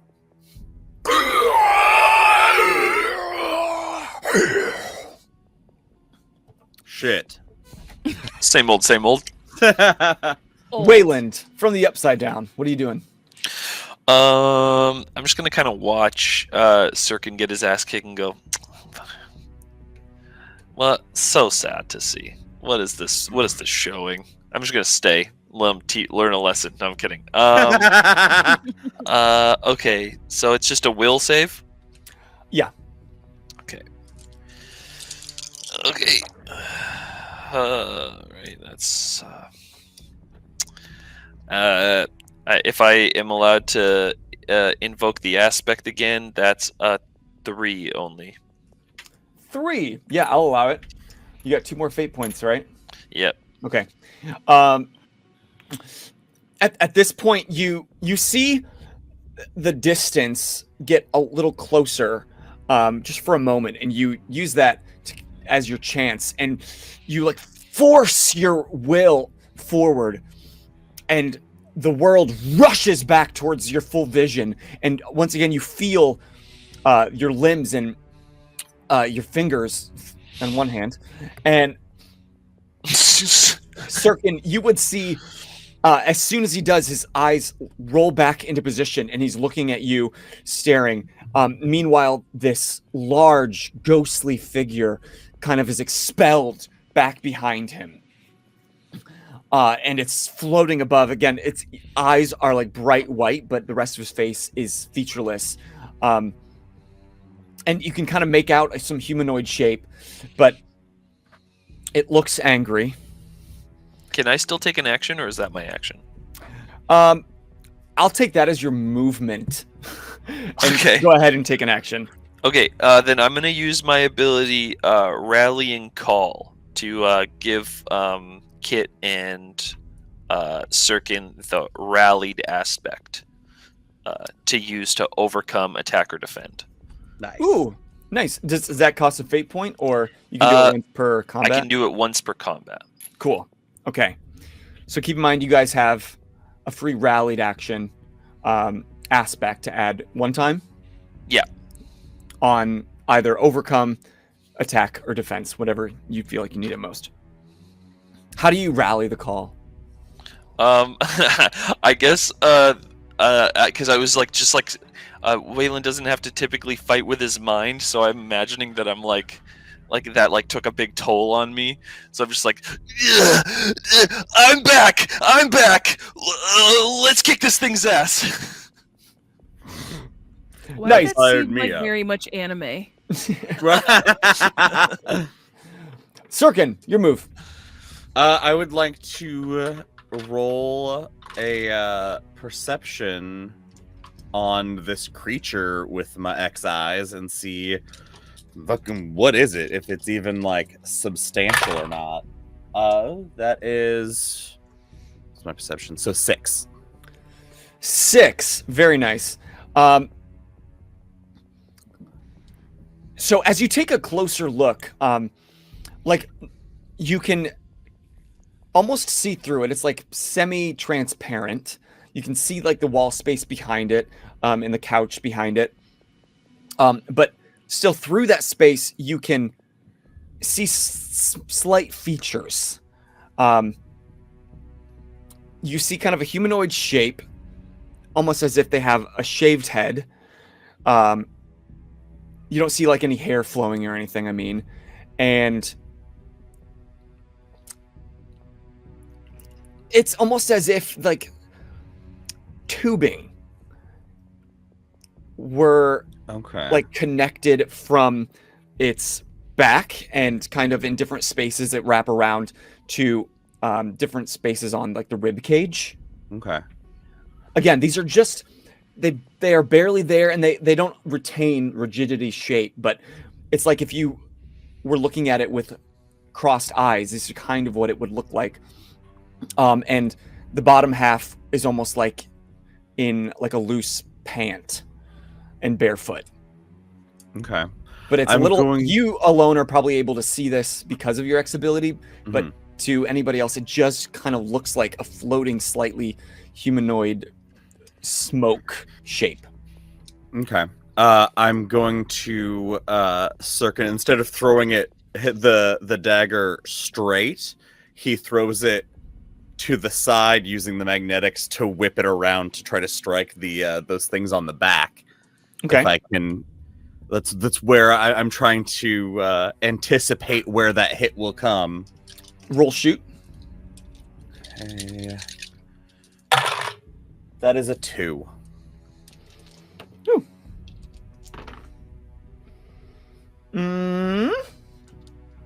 It's enough. Oh shit! Hell yeah! So it whips around, and you hook up your arm to magnetize the other end, and the blade simply passes through. Fuck. And it seems like it takes no effect. Okay. Kit, on the porch, what are you doing? I'm going to what's the mom doing? You can't see. You can only hear like a faint, like sobbing, occasionally a shriek when maybe something's happening inside that's a little freaky. Can I peek I'm gonna tell him to like the little boy, to kind of like, okay, now we're gonna play a game of hide and seek. Are you ready? I'm really good at hide and seek. Okay, well, guess what? I am going to be the seeker, and you're going to be the hider. Did you really feel like this is the best time? Like my mom could be dead? Okay, hey. Remember?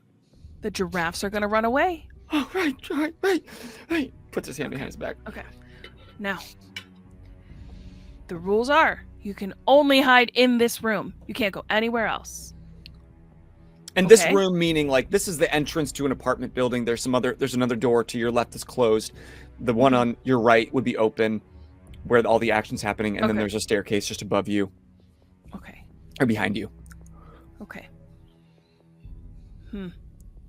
All right.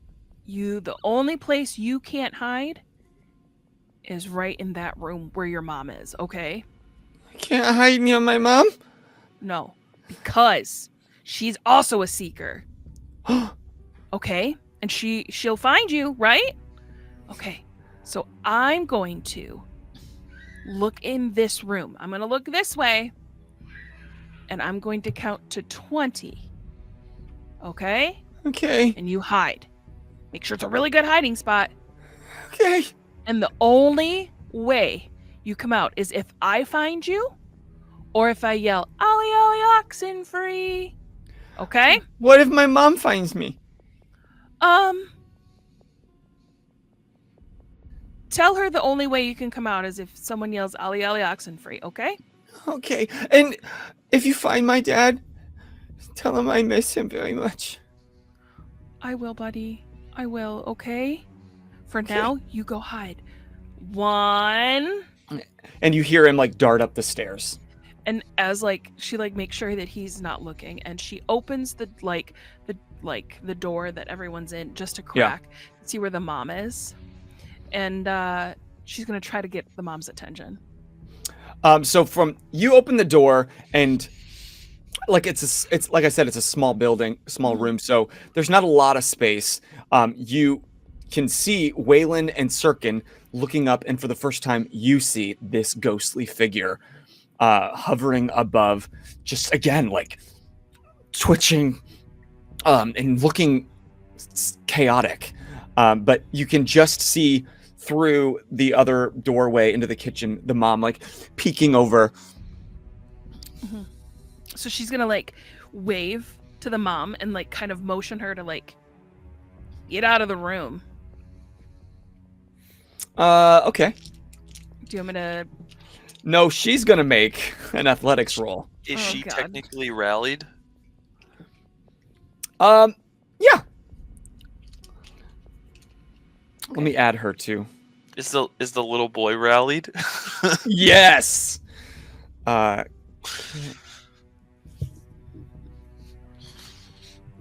Okay.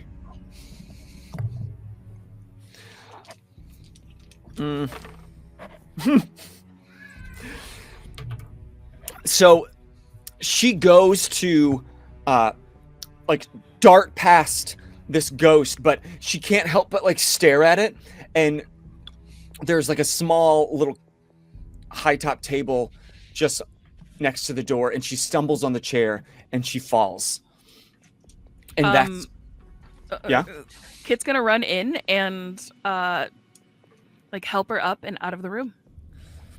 So now that you've entered the combat, we got to do this in turns. Okay. That was Marina's turn. Now it's back to the ghost. The ghost looks straight at Marina and charges towards her in an effort to possess her as well.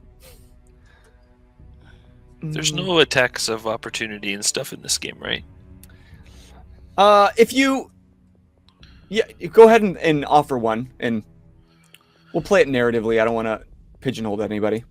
Okay, well, I just, if I could intercept it, because they have, well, I guess he could just go through me, but I would like to try to block them if I can. Are you going to stand in the way? I guess. All right. Yes, I will. Roll defense. Okay.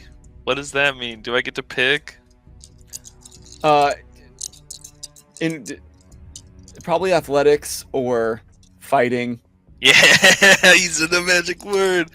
He said the F word. Okay. Neutral, negative, but that's a 4. As it's charging towards Marina, you step in, and we'll play it in the way that you took your action now rather than maybe on your turn. Sure. Okay. But as soon as you stand in the way, you immediately regret the decision as this thing once again funnels itself into your mouth. I kind of feel like I knew it was going to happen too, but it was just kind of like the better, like worst case scenario, I kill Syrkon. You know what I mean? Yeah, it rolled really high. And once again, it's like your vision just darts like a mile away, and now it's a pinprick of light in the distance. But Syrkon, that would bring it back to you. Syrkon is going to look at the Wayland creature in its dead eyes, and I'm gonna try to push it. Push it where? Push it, use the push. Do the push thing. Oh, Yeah. Is Jedi mind trick? Yeah. Nice. Okay, what Yeah. thought are you trying to push into this entity's mind? Vacate. Okay. Okay. I mean, yeah, that's pretty good. All right, so that is plus. While an X roll, expertise versus will, so that is a 6. 6 versus their will. Very nice. You feel no blood vessel pop in your nose as you force this idea into the mind of the entity. And this time it's like a little unwilling. Wayland, you can feel this time kind of hurts as your own mind is like met with a blinding bright light in this sunken place. As the pinprick of light bursts back into view and the entity is jutted from your body. But it looks like really upset. Come to me. Are you making any sort of movement? We are in the living room, right? Yes. All right. I'm gonna taunt it that way and then move to the kitchen. Okay. So you're moving to the kitchen. Kit, your turn. I'm gonna pull the X out of my pocket, and I'm gonna take 2 drops. 2 drops. It's almost like doing a little hair of the dog. Like you had a slight headache, but immediately that's flushed out. And the world turns to a blueprint. Make a perception roll for me. Okay. Perception. Wayland also has an idea for his turn. 1. 1. Okay. So with this, you're at least able to identify any sort of machinery or mechanical things. And so you see a television on a stand, and there's an air conditioner in the window. Okay. Are you making any movement? You said there's an air conditioner in the window. Yeah, because this is the front unit and the first one on the main floor on the left side. And so there's an air conditioner facing out towards the street. Is it on? Yes.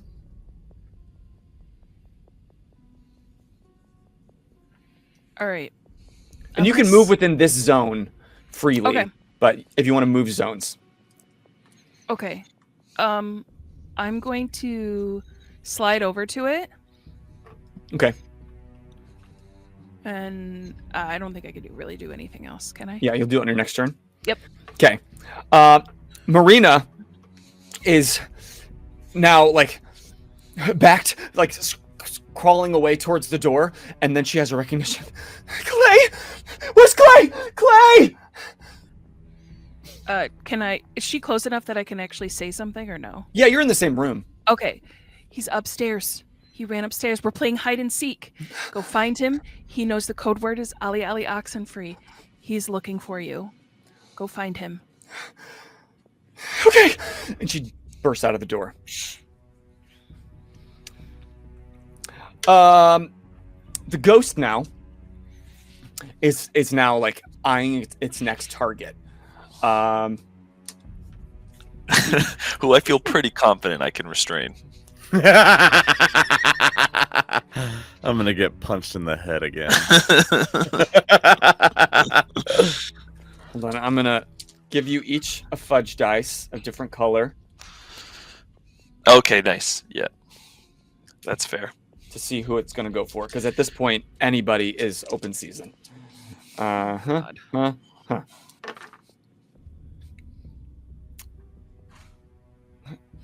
It cracks its neck towards you, Syrkon, and launches itself towards you. He's got the will actually too, so this is All right. So I have an idea. The reason I moved into the kitchen, if I can try an intercept action like Wayland did. Okay. And what I moved into the kitchen because it's incorporeal. That didn't work. So what I do now, I don't know if this will work. Taking my my daggers and basically throwing them into outlets on the wall and creating an electric arc. I'm trying to create an electric arc between it and me so it passes through that on its way. Okay, roll shoot. Would this be would this be creating an advantage or Yes. Oh yeah, Pretty much. oh shit. Sorry, one of my dice just flew to the floor. It's a plus. It's a 4. I'm gonna use my rally to make it a 6. Very nice. And again, because you're on X, you knew exactly where those outlets are, and as it's passing towards you, you just throw them in opposite outlets, and why this shouldn't work, but because of the magnetism in the hilts of each of the blades, it like creates this super arc of electricity that's now buzzing and flipping around in different spaces. So now you created an advantage. We'll call it an electrical barrier that it can use. Anybody can use this open advantage if you want to add it as a roll if you're using it somehow. Okay. So go ahead and roll make one defense roll.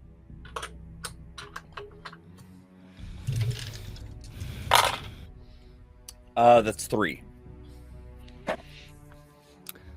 Yeah. It's passing through, and immediately it gets hit by that wave of electricity. And unlike your blades that had no effect, this immediately like shocks it. And in that shock, you can see its body become corporeal for just a moment in between. And you can make out it is a male figure wearing no clothing on top except for like these white scrub pants. And it's got like these translucent tubing that, like I said, go from its back and arc around, and they kind of have a soft X glow to them. Like this body is being pumped full of X. I forgot about these experiment guys. Its eyes still bright white. I yell out to them that description. Okay. In case they can't see it. Okay. Yeah. Wayland has a little idea. I don't know if it's my turn though. You rolled. What did you? Let me think. My initiative was 2. Yeah, we were both 2. That was a defense. No, what was your defense? Oh, sorry. Yes. Oh, my defense was a 3. Oh shit.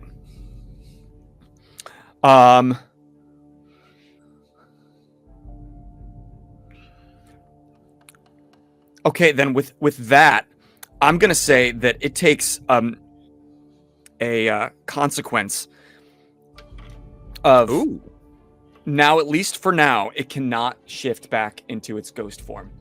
Fuck yeah! Body, nice. That's a victory, but now I don't get to do my experiment. Its body like crumples to the floor, and it's like still arcing a little bit, but it's trying to shake it off. And it's looking at you, and now you can see its entire face. It's probably like a middle-aged man. Okay. Yeah, there's not a lot of, unless you do another perception roll, another turn. That's what you can make out from first glance. Okay. I know exactly what I'm going to do. The Syrkon. Well, no, Wayland, your turn. Oh, sorry. Actually, I forgot. I got possessed for my turn. Right, and so that's why it skipped to Syrkon after you got possessed, because it would have been your turn. So now it's back to you. We're at the top. Oh, okay. Okay. Copy. Yeah. I guess I'll take whatever physical stress it requires to punch someone who's being electrocuted, but I'm going to punch You're going to make an attack? Yeah. So you move to that zone. Go ahead and roll attack. And then I can add he's restrained to it as an aspect. You can add the if you're somehow using that electrical barrier. Well, I'm using it to the fact that I can hit him with it. You have a metal fist. I'm invoking that he can't move. Okay, go ahead and roll plus add 2 to your roll. Crush his skull. Crush his skull. Okay. That's something. That's a 6. Go ahead and take a. Well, let me roll. Okay, hold on.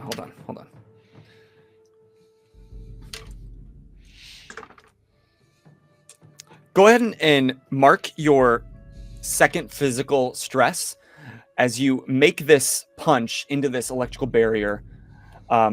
Because you have metal in your body, Were you punching with your offhand or I your? punched with my organic. Oh shit! With my organic hand. Okay. Then just make it your first. Then make it your Okay. first My physical. organic hand. Take my organic hand. Nice pull. How have we not made that? Have we made that joke already? No. That's crazy. But you're punching him in the head. Yeah, I'm just gonna punch. Just try to knock him out if I can. Okay.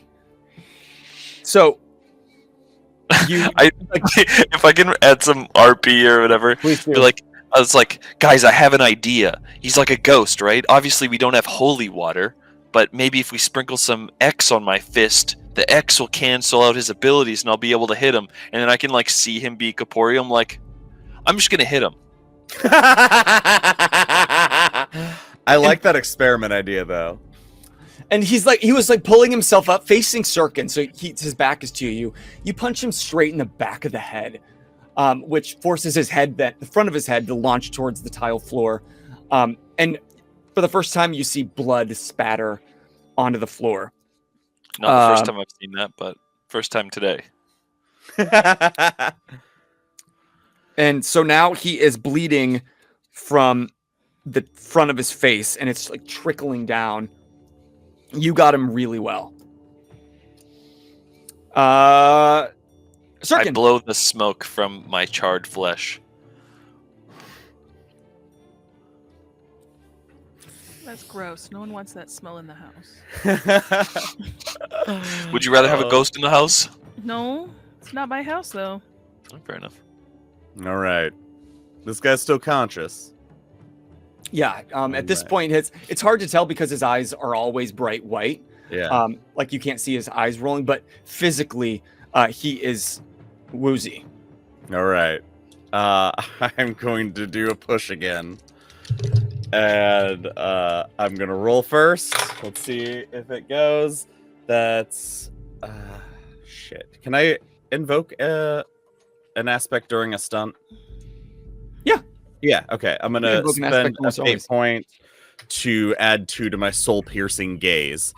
So it's a 5 versus his will. What does it cost you to do that stunt? Is it just cost you mental stress? It costs me a fate point to try it. If I succeed with style, it works with no consequence. Oh, that's right. If it works, if I succeed or tie, I take mental stress. And if I fail, I take mental stress. What is the idea you're trying to push into his mind? You're paralyzed from the neck down. And you see he's like woozy, and immediately as he like locks eyes with you, his body goes completely limp. Drag him back to the Reach, would you? I look at him and I go, with all due respect, Syrkon, we have no way to contain him unless. And I look at Kit and I'm like, can you make a electric cage, like, immediately? How about an electric chair? You're muted. I was thinking more of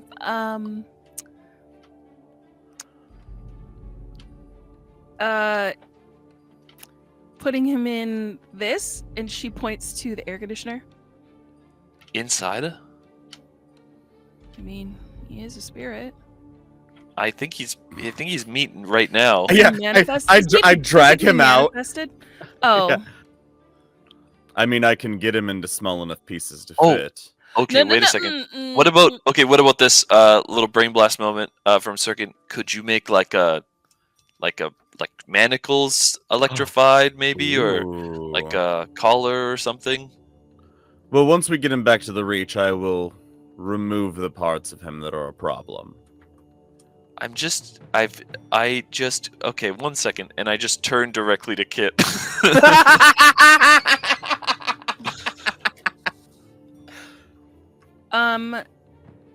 Ooh, she's gonna go into the kitchen and go get like a fork and spoon like that. Okay. And she's gonna use pieces from the air conditioning, and she is going to basically make electrified cuffs. Go ahead and roll crafting. Fuck yeah. and if you have an X modifier, you can add it. I don't. We never figured that out. Yeah, because you've never really been an X user. That might change after today. Yeah. Also, Oh, we should see what Kit sees about his apparatus. About the air conditioner? No, those the tubes. the tubes and shit on him. Oh yeah. Tubes. That's why I want his body to come with us. A 4. Fair. All right, so this is pretty easily done. You not only grab some silverware, but using pieces of the air conditioner itself, some of the coils within, you find a way to kind of contain the because you couldn't add your X modifier. You're able to kind of contain the cold energy, like the Freon, but it'd be like kind of X powered within. But it's plugged into the wall, and if you want it portable, you wouldn't really have a way to keep the electrical power source, but you can contain it with Okay, the we just need him to cold be energy. paralyzed long enough to plug him in. Exactly. Yeah, that's fine. Okay, and if he ever tries to go ghost while we're traveling, we can try my holy water idea. Oh god, I love that idea. And So I as- looked at Syrkon, I looked at Kit just for a confirmation. That's the plan. That's the plan. So you put this apparatus around his wrists, and you can kind of see the cold energy kind of spread, and it's like adding ice crystals up his arms where the cuffs are. And it's like he cries out. He's not unconscious, but he's paralyzed, and he cries out in pain, but he's not making any words. And it's Check at for a that tongue. roll investigate.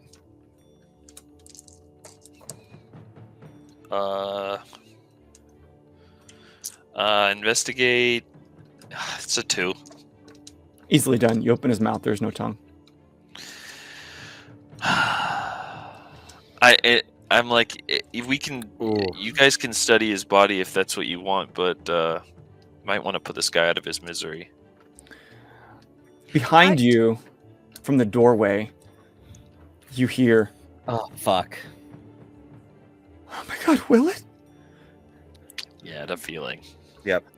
Oh. And you hear, "Daddy!" That's not good. Syrkon steps between the child and his father and says and like stands so like that they're very close, and then comes down to the kid's level to look him dead in the face.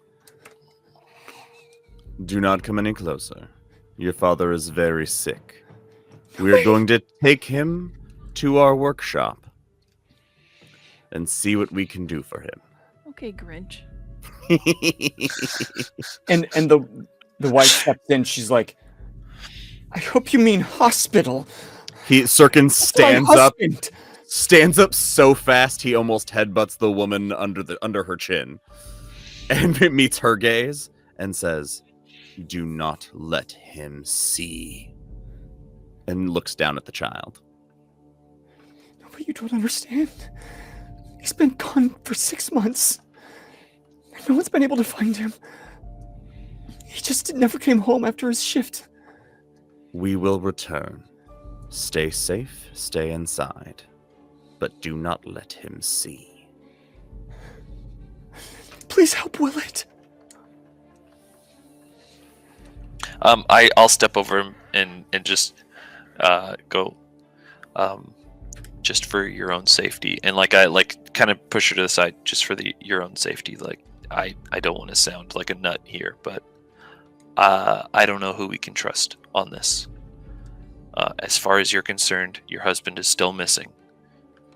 We're gonna see what we can do to help him, but I don't trust the people in the hospital right now.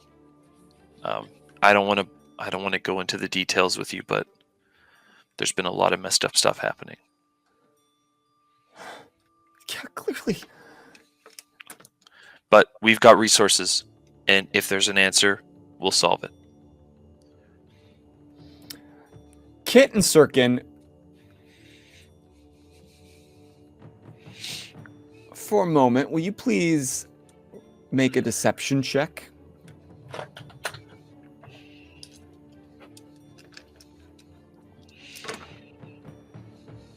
Syrkon has no deception. Classic Syrkon. Which fits with this roll. That's a -1. 3. And as she's like looking over the people that just saved her life, as much as she can tell, she looks over you, Wayland, looks past Kit, and hones in on Syrkon as you're like dead in her face. Wait, I've seen you on the news. Weren't you part of that jailbreak the other day? I want you to think very carefully about your next words when I say, "Are you sure it was me you saw?"